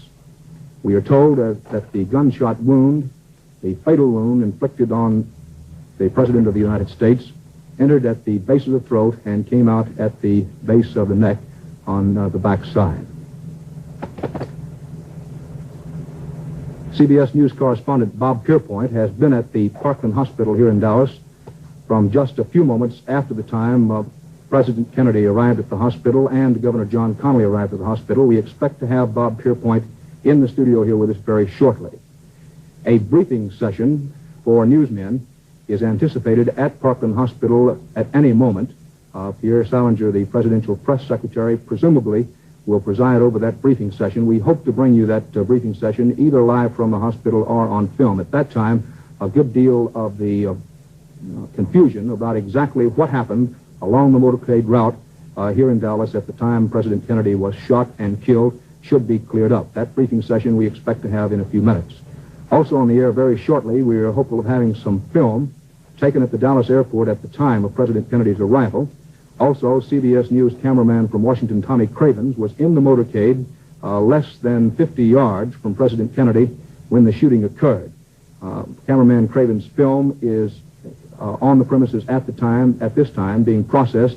We hope to have that film for you very shortly. What it will show, Cameraman Cravens was not at all certain.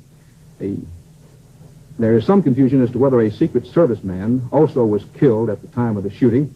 There has been no official confirmation of any Secret Service man being killed, although there are widespread reports, including one from the Dallas Police Department, that a Secret Service man was killed at the same time President Kennedy and Texas Governor John Connally were shot.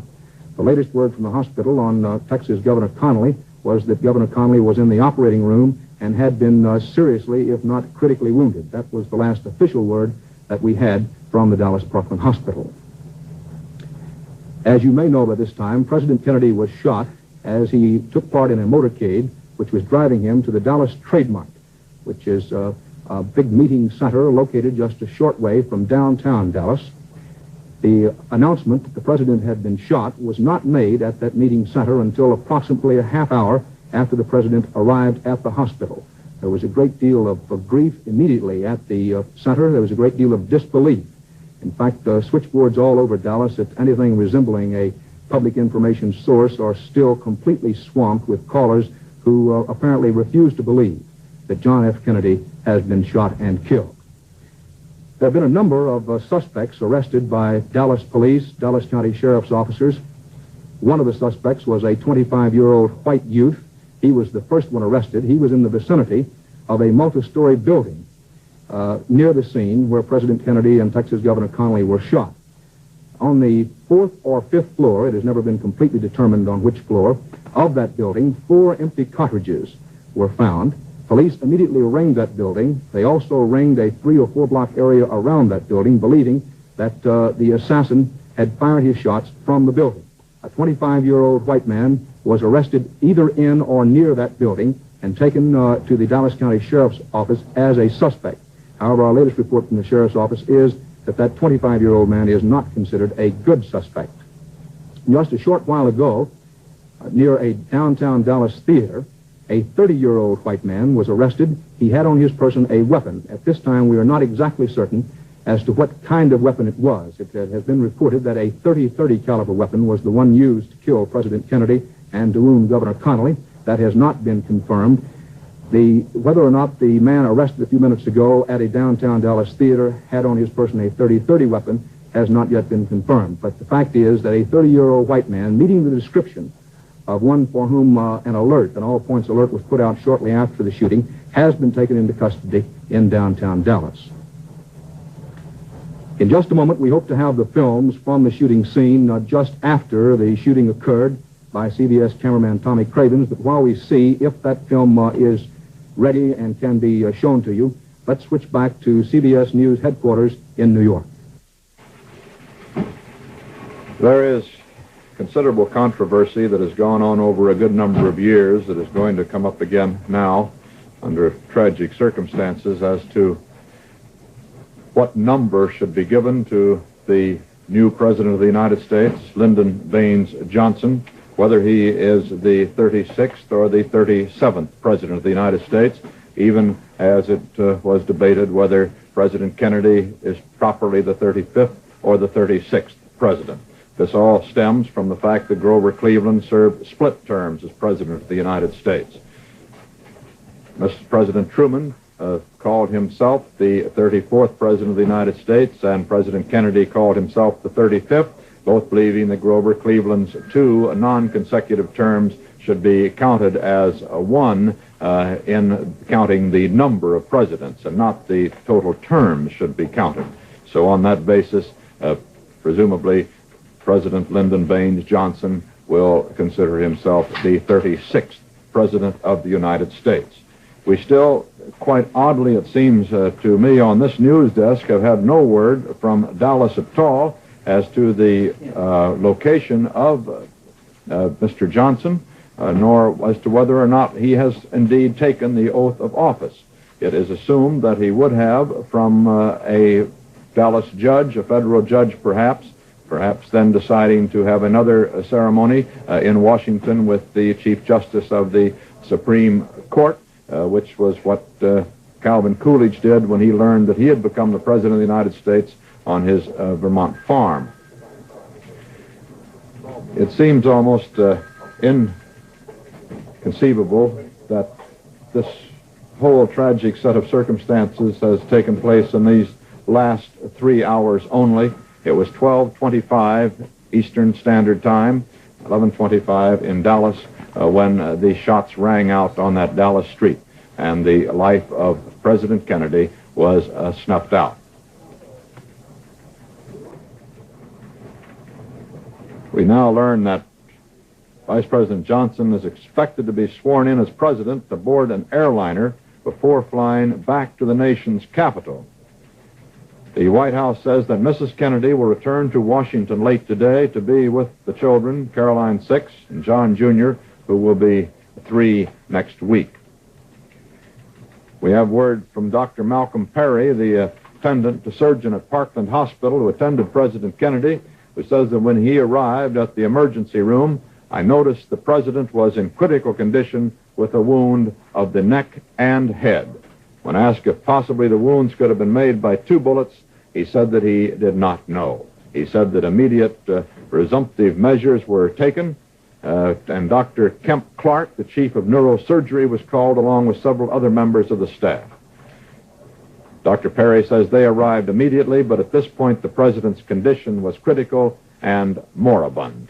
A tracheotomy was performed to assist the president's breathing. That's a throat operation. The doctor said an oxygen machine was used, and blood and fluid also were administered. All of this, obviously, to no avail. The president died 25 minutes after the shooting at 1 o'clock Eastern Standard Time. Shortly after the news of the president's death, CBS News correspondent Bernard Eisman went out into the streets of New York, and here is his report. As the news of President Kennedy's death spread through the city, to those who hadn't heard it or had heard only the first fragmentary reports, even this street, which is normally so loud you can't hear yourself talking to another person, acquired a stillness that it's never known. Wherever there was a radio or a television set, people gathered to listen. Can you tell me what your first reaction was, ma'am, when you... Tragedy that ever happened to this country since President Lincoln. How about you, sir? I couldn't believe it, that's all. I just couldn't believe it. And you, sir? What was your... I didn't believe it. I didn't believe it. Who do you think would do something like this? I don't know. I can imagine in a way. I can imagine. How about you, sir? Well, I feel very bad, that's all I can say. Can you imagine who would do something like this, sir? Well, I don't think anybody in their right mind. I think this is a terrible thing for our country, not only for our country, but for the entire world. I mean, after all, one does realize that we are striving for peace at the present time, and a thing like this, well, it's just an utter tragedy. You, sir, do you think that this indicates some sort of an illness in America today? I don't understand so much, sir. Thank you very much. Have you been thinking about what's happened in the last few hours, sir? Yes, I have, and I'm deeply shocked. I'm ashamed this sort of thing can happen in America.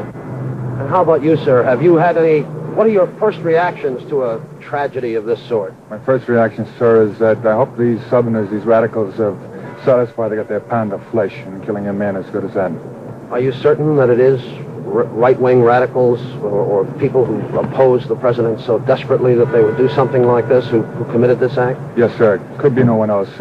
Someone who did this must be mentally deranged.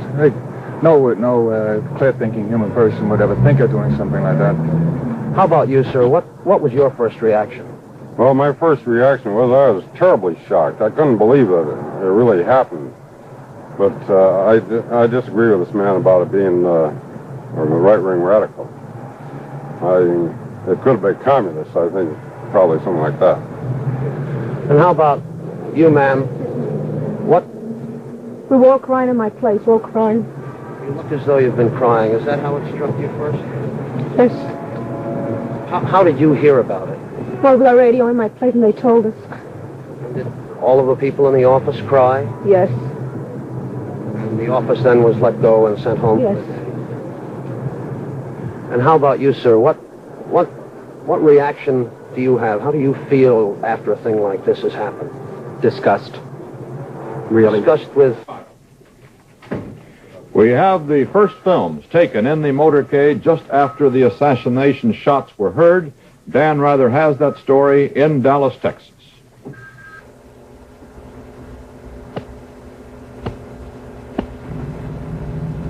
We are now going to run the films which were taken first at the Dallas airport. These are the films of then Vice President Lyndon Johnson and his wife, Lady Bird Johnson, at the Dallas International Airport as they arrived this morning from Fort Worth.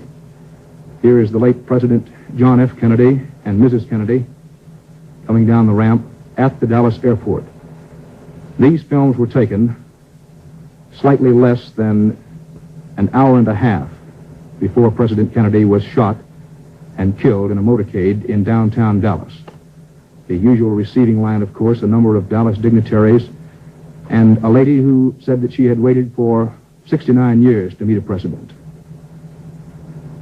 Mrs. Kennedy had been given a bouquet of roses at the Dallas International Airport as a token of affection from the city of Dallas. President Kennedy had looked particularly hale and hearty on this Texas trip.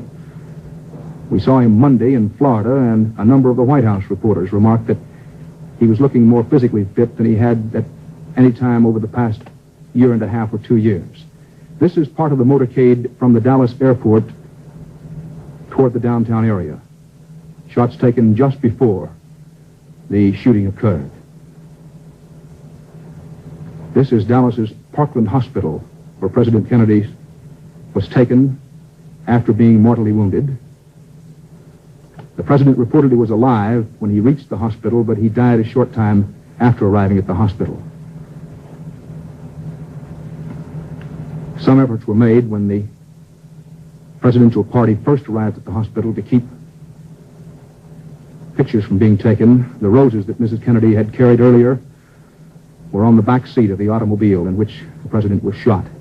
Now, these were scenes at a building across the street from the scene where President Kennedy was shot. Police immediately rang this building. It's believed that the assassin was in this same building on either the 4th or 5th floor. Some empty cartridges have been found in that building. Witnesses said they believe 3 or 4 shots were fired. 4 empty cartridges were found in the building, which had been ringed by police. A number of suspects were picked up immediately. Practically anyone in the area who even gave a hint of looking suspicious was picked up. Considerable confusion in the immediate vicinity. Right there was the spot where the president was shot. This is part of the police contingent arriving to surround the building.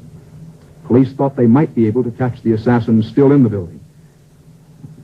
They were unsuccessful in that. Police were heavily armed. They ranged not only the building, but about a 3-block area around this building, which, as I say, is located directly across from where the president was shot. This is practically the spot on the street where the president was shot.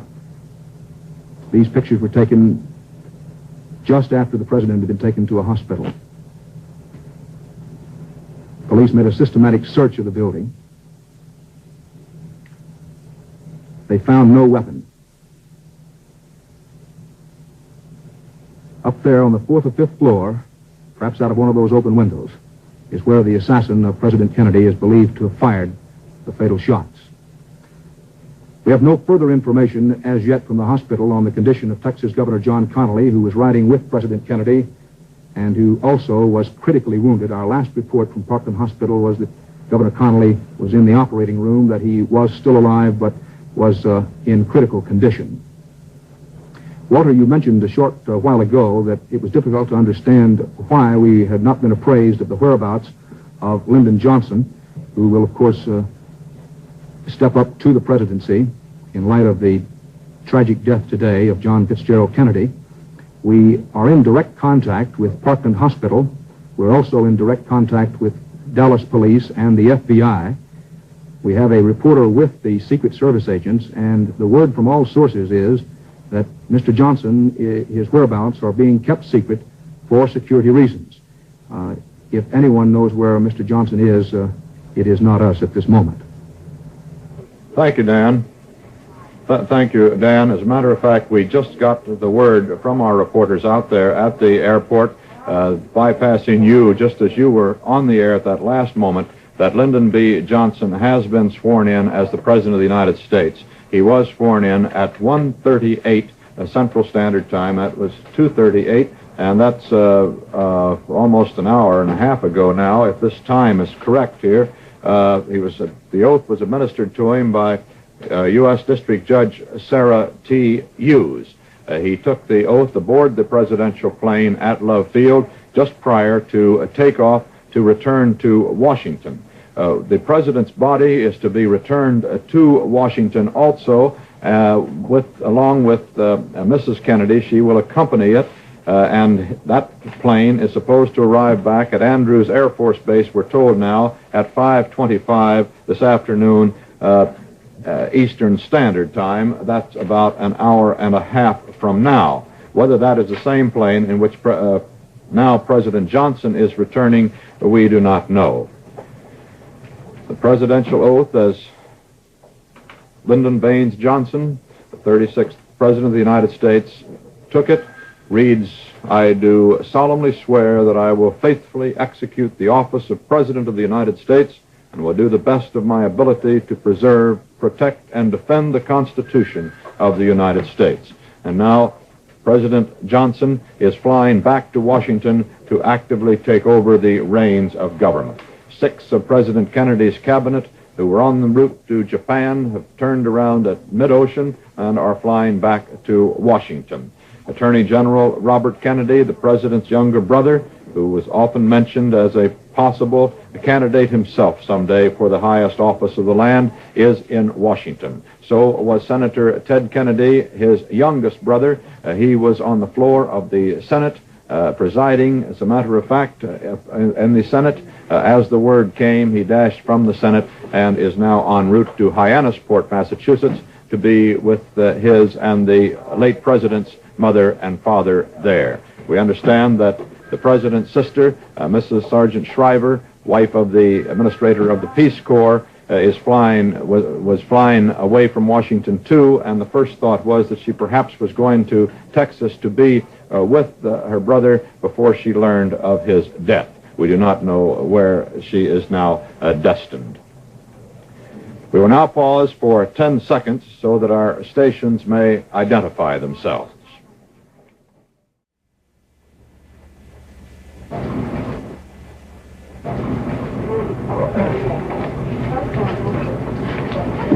The assassination of President Kennedy has been reported, of course, in some detail here since the historic shots rang out in the streets of Dallas, Texas at 12:25 noon today. It seems barely possible that that was just some 3.5 hours ago. The president lived for 35 minutes after being rushed to Parkland Hospital in Dallas. He died there at 1 p.m. Central Standard Time at noon Dallas time today. The 36th President of the United States, Lyndon Baines Johnson, 54-year-old native of Texas, a former senator, former member of Congress, former administrator of the National Youth Administration under President Roosevelt in Texas, has taken the oath of office aboard an airplane at Love Field in Dallas and is en route back to Washington. The president's body is flying back to Washington also, accompanied by Mrs. Kennedy. The president's wife was in the open limousine along with Governor Connally of Texas and his wife when the shots were fired from an assassin's rifle in apparently the 4th or 5th floor of a building overlooking the motorcade route that was taking the president from Dallas Airport to downtown Dallas for a speech at noon. The president was hit in the head and the neck. Whether by one bullet, however, or two has not been clarified.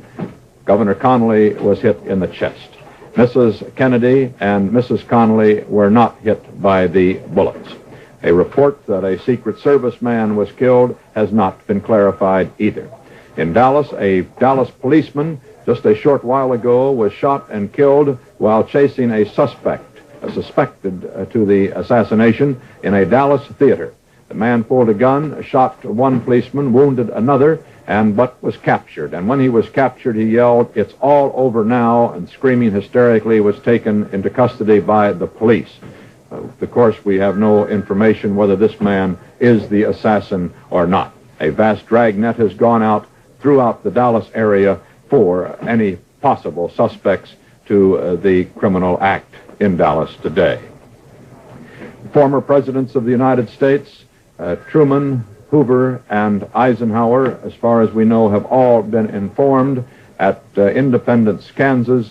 Mrs. Truman said that President Truman was too shaken up to make any comment at the moment.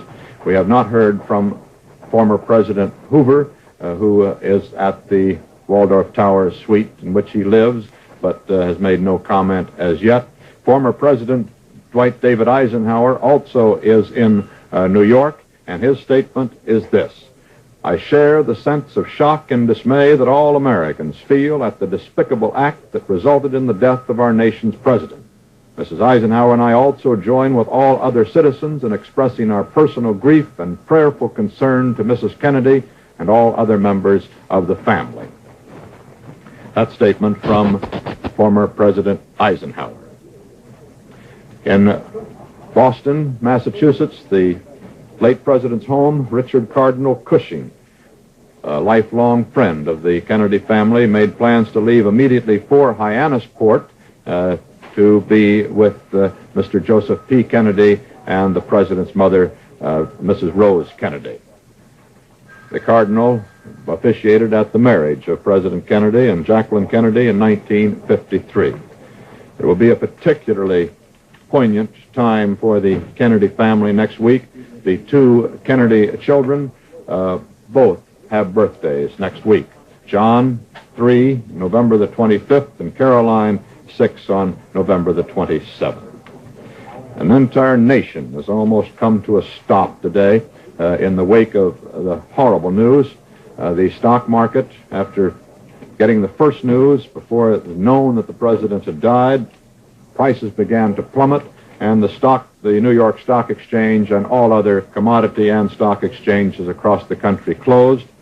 In New York, all the theaters were immediately darkened and will not open tonight. Schools were let out across the country.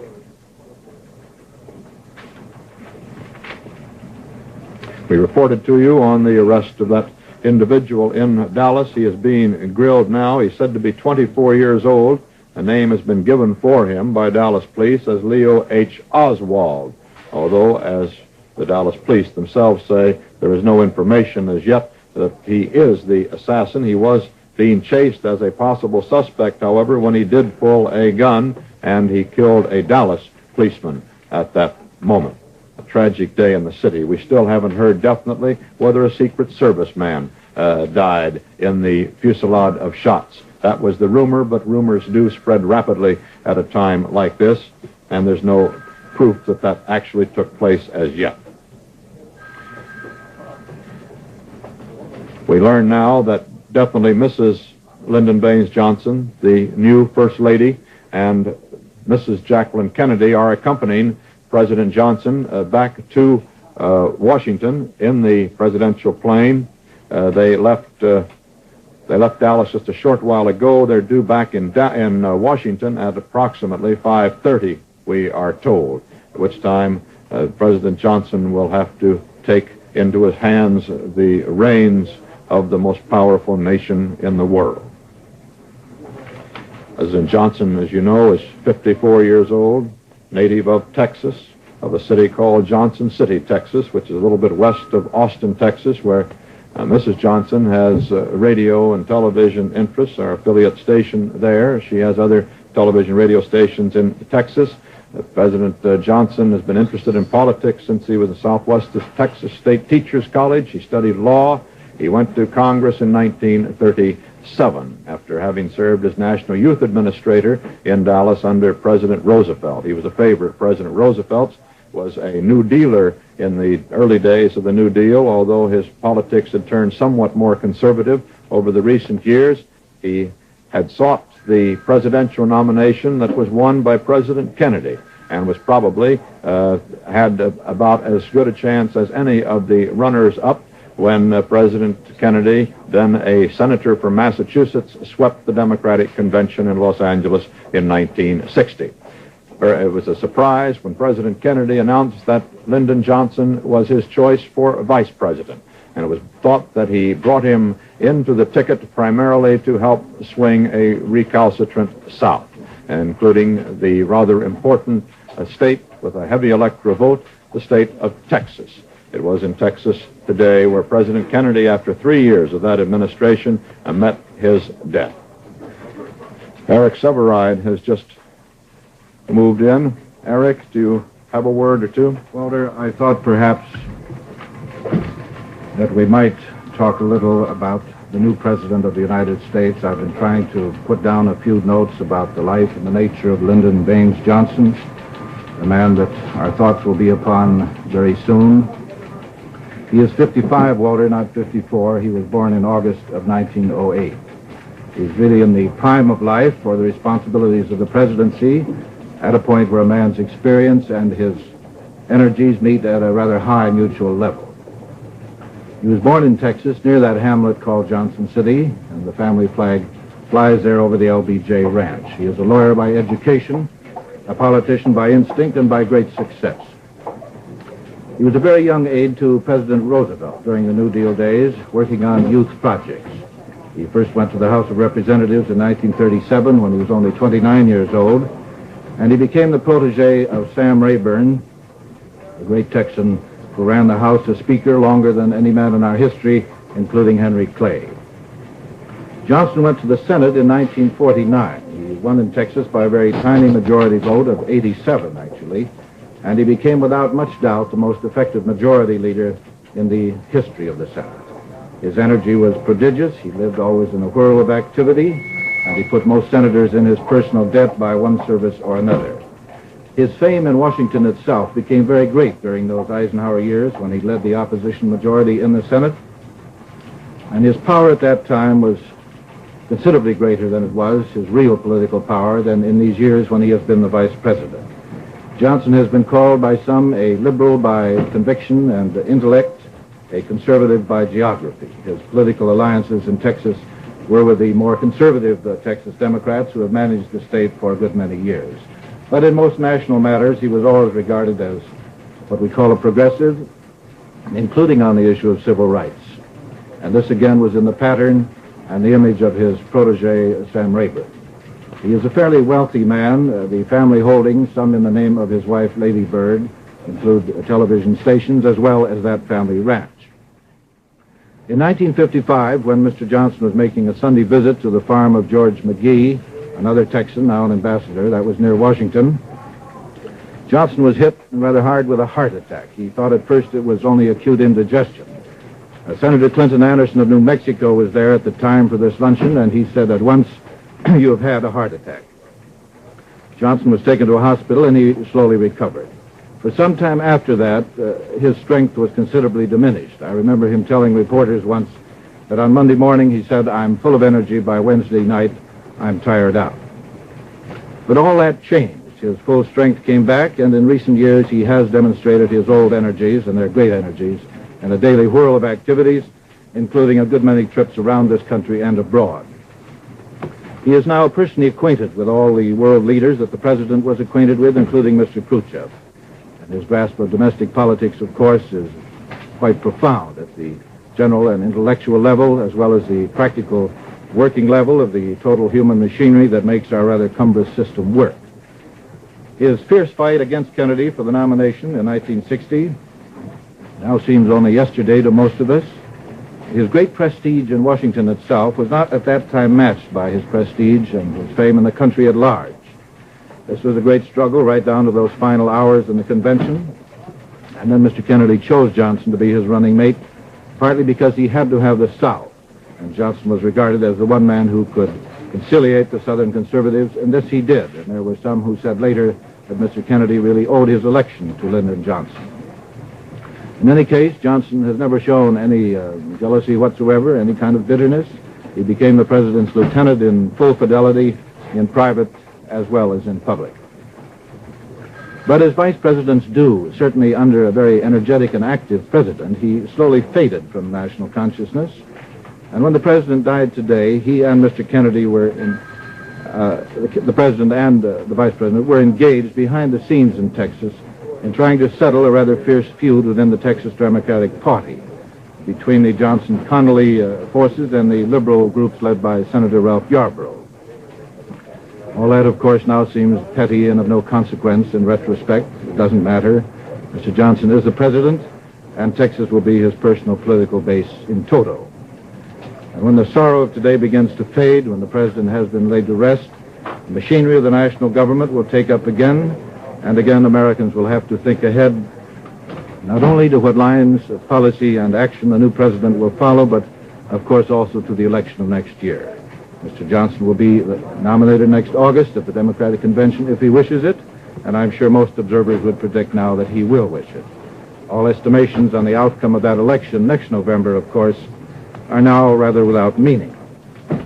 The election, like the course of this great country itself, now lies with fate and the continuing nature of our times and in our world. And now back, Walter, to you.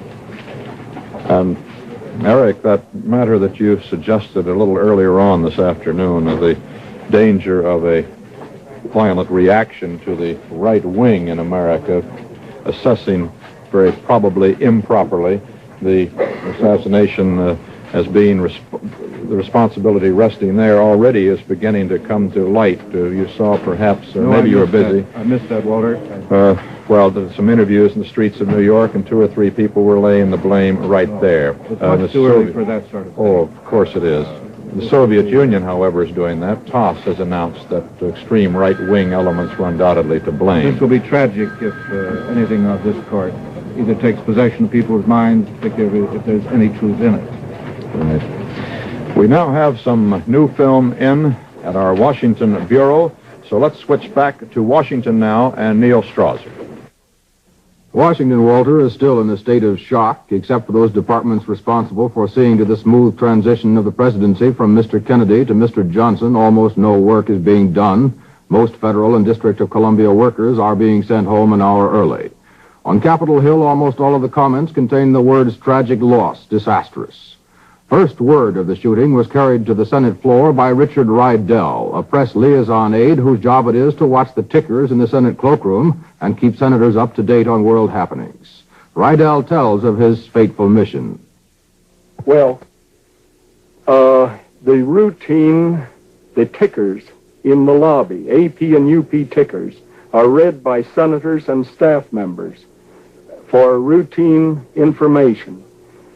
Phyllis Rock of the staff of Senator Morse of Oregon was in the lobby by herself reading the ticker.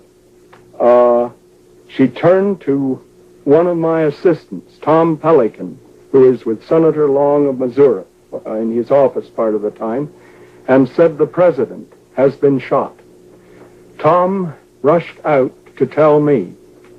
I immediately went into the Senate chamber in front of the desk of Majority Leader Senator Mike Mansfield, raised my voice so that he and the senators, the surrounding desk, could hear, and said, "Senators, the president has been shot." It, of course, was like a shock wave, a jolt.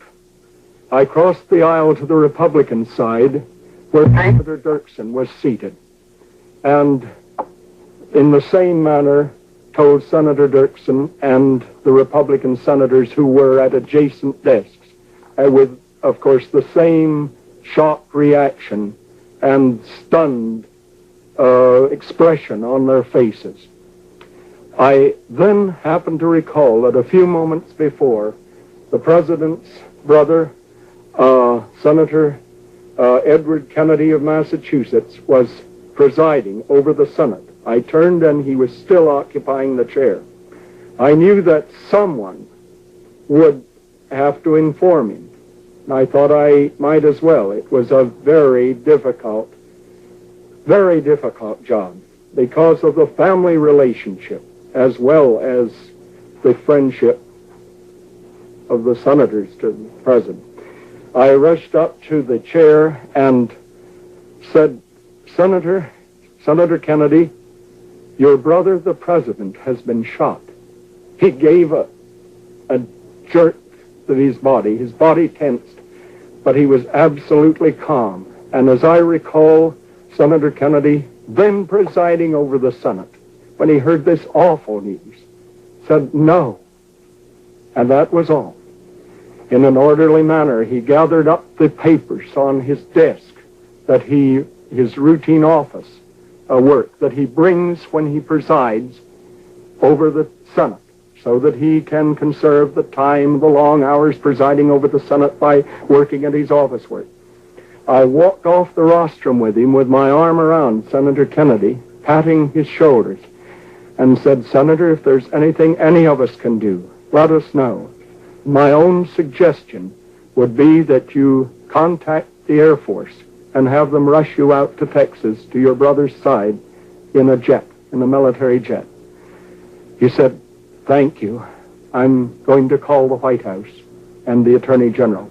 Whereupon, by that time, we had reached a phone in the lobby, and he immediately put in calls to the White House and to the Department of Justice, seeking all the information and contact with his brother, a good friend, Bobby Kennedy.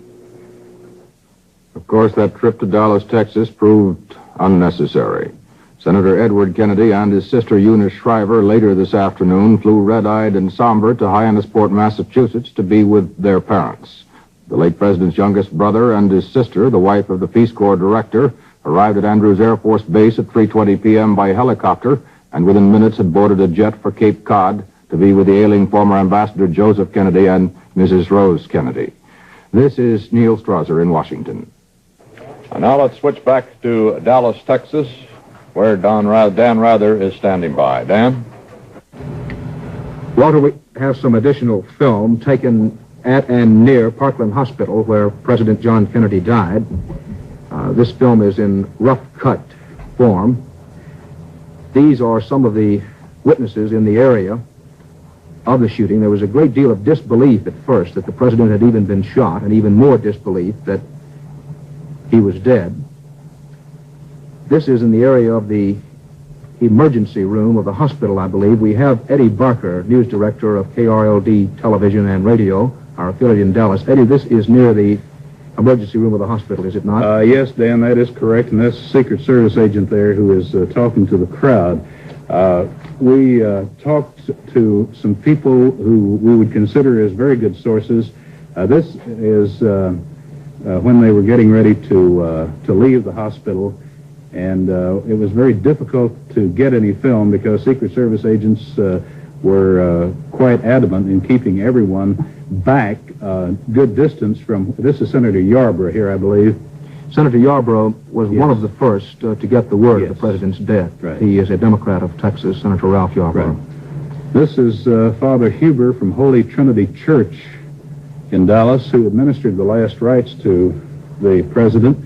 There were two priests in attendance, and I do not know the other one's name at this time.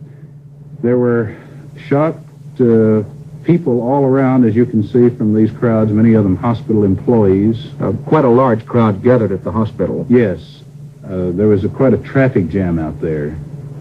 These scenes are at Parkland Hospital That's in correct. Dallas, where President John Kennedy died. Dan, I don't know whether you are aware of this or not. Mrs. Kennedy maintained her composure, we understand, up until the time that she actually went into the room where the president's body lay, and she said, "Jack, Jack, no, no," was the words that she used. She rode from the hospital to the airport in the back section of the hearse. It was a cream-colored hearse belonging to a local funeral home here. The curtains were drawn, but as the hearse left, Mrs. Kennedy could be seen in the back. And the president's body was airborne at 47 minutes past 2 o'clock. At Central Standard Time. Yes. We covered Mrs. Kennedy yesterday in San Antonio as she arrived with her husband and the Lyndon Johnsons. There had been some reports from the White House press corps that Mrs. Kennedy was reluctant to make the Texas trip. It had been billed in many quarters as strictly a political trip, and as Mrs. Kennedy arrived in San Antonio, she at first appeared to be rather ill at ease. But later in the day, she seemed to warm up to the occasion, and I noticed today in both Fort Worth and Dallas that she really seemed to be enjoying herself. I think with Mrs. Kennedy there was some reluctance to come to the state because people would tell her, well, they're a different kind of people. But she did seem to be enjoying herself thoroughly throughout the day. Eyewitnesses at the shooting say that in the early moments immediately after the shooting, that the president's head was in Mrs. Kennedy's lap, and that Mrs. Kennedy did restrain herself, did have her composure until the time she went to the hospital where the president, then dead, was. She walked out of the hospital, Dan, under her own power. There was no one, from where we were standing, there was no one holding onto her arm. She walked out. She was hatless when she came out of the emergency exit and got into the hearse that bore the body to the airport. Eddie, a lot of questions are going to be asked about what kind of place is Dallas, Texas. Just recently there was the publicity about the city and the rough reception that the United States ambassador to the United Nations, Adlai Stevenson, got here. There was the occasion in which he was spat upon and hit with a picket sign. I think Mayor Cable only yesterday made a statement saying that the city was quite anxious to give President Kennedy an especially warm welcome because of that incident. But there are going to be a lot of questions asked in the coming days about what kind of place is Dallas, Texas, a place in which this could happen. You're a long-time resident here, and in the eyes of many, sort of Mr. Dallas. Could you tell us what kind of place this is? Dan, it's actually it's a very fine place, and it's a very fine city, and I know the city fathers have discussed this at great length. There is an element that has developed here in the past few years that considers itself a wing very much to the right, to the far right, and this is certainly a very small minority. I know today at the luncheon that the president was to have attended, and we were looking over the people who were there, and there were many Republicans, there were many conservative Democrats, but they were all out to welcome and honor the office of the President of the United States. And this is something that certainly this city is going to be living with for a long time, but this does not in any way reflect the great majority of the people here. Politics in this town are different, certainly, than they are in a lot of places. There are many factions of the Democratic Party. The Republican Party, as you know, is very strong. We have a Republican congressman. We had a situation here a few years back. You may remember when Senator Johnson had his, then Senator Johnson had his problems in one of the downtown hotels. That was in the 1960 campaign. Yes, but this is a minority group, and certainly is not a reflection of this community. Many of these leaders, I'll say in closing, when the word came today at the Trade Mart that the president was dead, they broke down and cried. It was a very moving thing. We're going to switch now from Dallas, Texas, back to CBS News headquarters in New York. The news, as you know it, President Kennedy was assassinated in Dallas, Texas today. 12:25, he was shot in a motorcade en route to a speech in Dallas from the Dallas airport and died 35 minutes later. Lyndon Baines Johnson, 55-year-old vice president, took the oath of office in an airplane at Love Field and is flying back to Washington to take the reins of government. Governor John Connally of Texas was shot also and is in serious condition at the Parkland Hospital in Dallas. Charles Collingwood, if you want to come in and relieve me a little while, we are here at CBS News going to stay on the air throughout this day to bring you details as we have them. That presidential plane is expected back in Washington now, we're told, at 6:05 with the president's body. Charles?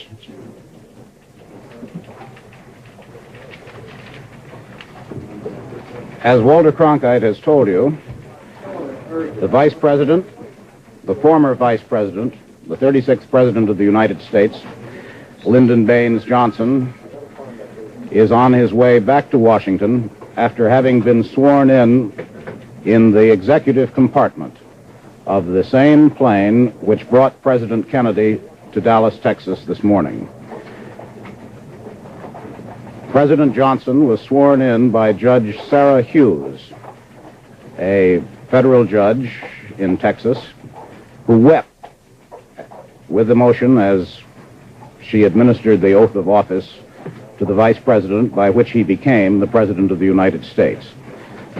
At the ceremony, Mrs. Johnson, who had accompanied the president on the tour of Texas, was there, as were various staff members, congressmen who were present, and all those with some official capacity or who could be brought into the ceremony. It's in the nature of things, of our presidential succession, that the emphasis, the spotlight, is now upon the new president. No one is ever prepared for an event of this kind.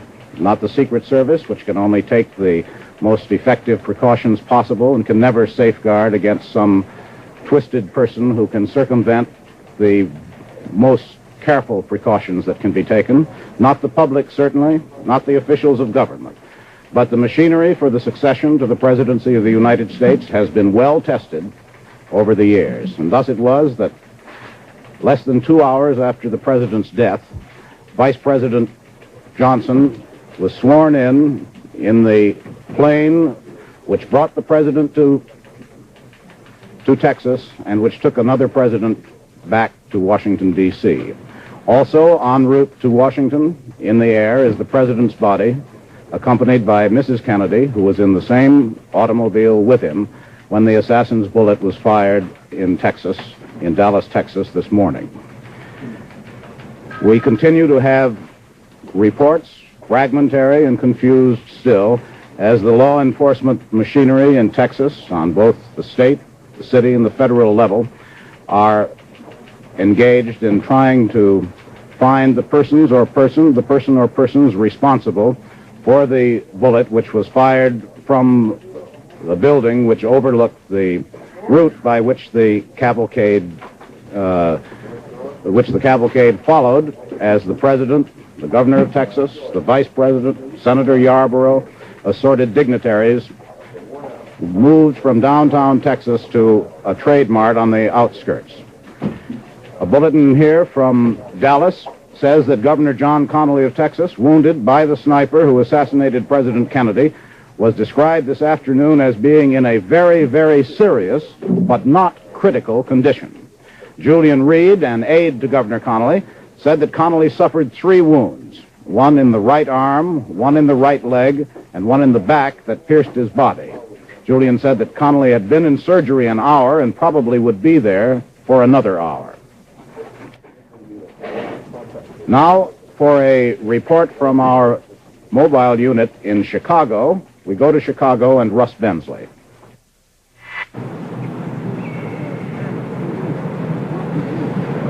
The flagstaff tells the story at the corner of State and Madison Streets. Beneath it, the bright lights, the Christmas demonstrations, but they have no joy today. Here in Chicago, the crowds who came downtown to shop are standing around in silence and sorrow in the rain. And the strange thing is, you don't even notice it's raining. And if you do notice, you don't care. Most of those who have talked to us here share the universal feeling of shock. Some have a feeling of anger. And we thought we'd let you hear how they feel. Sir, how did the news of President Kennedy's death affect you? As a man of God, I would say that I felt the impact of the sniper's bullet. I would also say that I felt the pain that the president had in his dying moments. Thank you. You, sir? I'm shocked, very shocked at this. We read about many countries losing their heads of government through assassination, but I never dreamed that it would ever happen to our head of government. I'm very sad indeed. Thank you. How do you feel, sir? It was once said that history repeats itself. Look at Abe Lincoln and John Wilkes Booth. The rain you see here in Chicago is not rain, it's emotion. Sir, how do you feel? Well, I feel shocked. I can hardly express my emotion, and I hope that the country will survive. Ma'am? I can't sit up. Sir? I just couldn't believe it when I heard it. We were in school. All of a sudden, we were just told the president was dead. It didn't seem possible. How do you feel now? Like a daze. You don't know what's going on. Why? Why did it happen? Who would have done such a thing is the question. Sir? This is a dark day in the history of America. This man, I think, wanted to save America. He is not dead. His spirit lives. We are sorry, deeply moved over this incident here in America. I'm sorry. I just can't believe it. I feel like someone in my own family has died. I just can't believe it. Feels like a loss in the own family, and I think it's a great loss to America. Came up the street, and I thought, no, it's not true. We are not without our president. We live in a Christian country. President Kennedy was a Christian. Please God, help his wife, his family, give strength to his mother and his ailing father. We will miss a great friend and a true Christian. We will all miss one of the greatest presidents that ever was. Thank you. I was shocked when I heard it, and, well, they closed the city hall in respect to him. Everyone else is truly sorry it happened. And that's all. Ma'am, how did the news affect you? I was shocked, deeply shocked. We've lost a very good president. He was for the poor people, and that's what we need, a president like that. Those are typical reactions in Chicago, and I imagine they're fairly typical of the reactions across the country. It is several hours now since the news broke, and the mind still reels at accepting the fact. And it will continue to be an incredible tragedy for days to come. This is how Chicago feels. This is how the nation feels. This is Russ Bensley in Chicago. Now back to CBS News in New York. That same sense of grief and disbelief is being expressed today all over the world by great people as well as by small ones. We have some late film now from Dallas, Texas, and so for that film we switch now to Dan Rather in Dallas. As we mentioned a short while ago, a number of arrests have been made in Dallas in the wake of President Kennedy's death. We have scenes of one of those arrests in the downtown area. This was just after a Dallas policeman was shot in the vicinity of a downtown movie house. The suspect was brought immediately to police headquarters. That particular suspect is among many who is being questioned, not all of them in connection with the shooting. Some of the suspects simply are being questioned as possibly to what they saw. The Dallas police headquarters is literally alive with people who have been brought in off the streets, arrested for one cause or another. Dan, there's a report that an arrest has been made in Fort Worth also of a suspect. Eddie Barker of our affiliate station KRLD, who was in Dallas, who was covering the president's arrival today.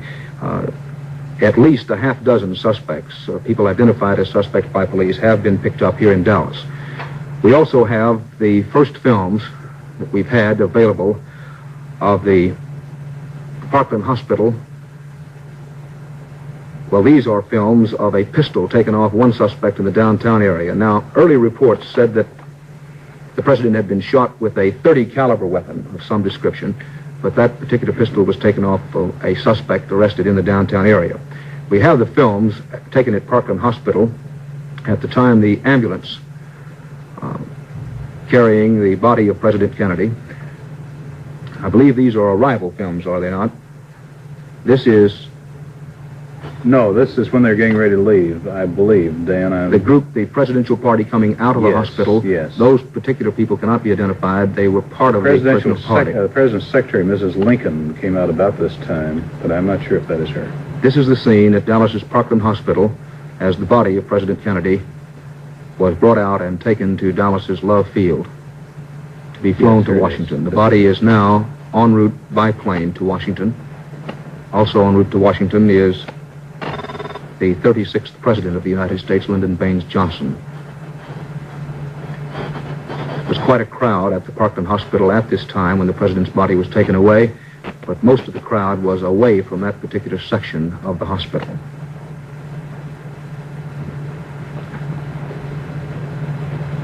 Earlier today, down in Uvalde, Texas, former Vice President John Nance Garner celebrated his 95th birthday.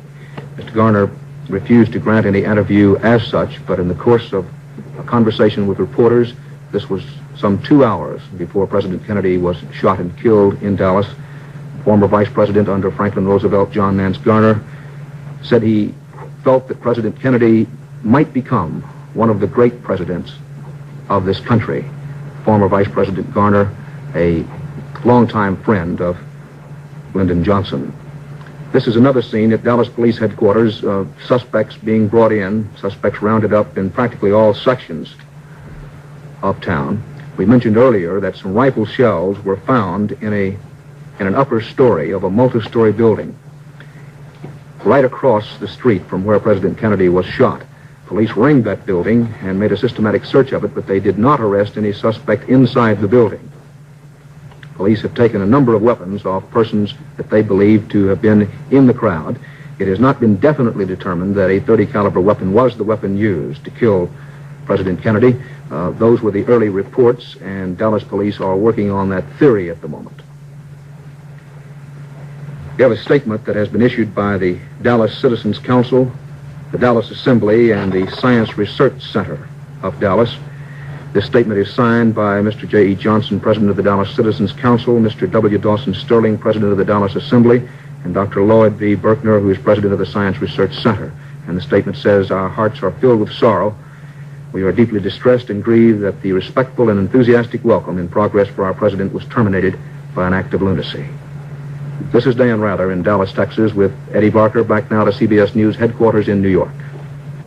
While the new President of the United States, President Lyndon Baines Johnson, sworn in the executive cabin of the presidential plane within 2 hours after President Kennedy's death.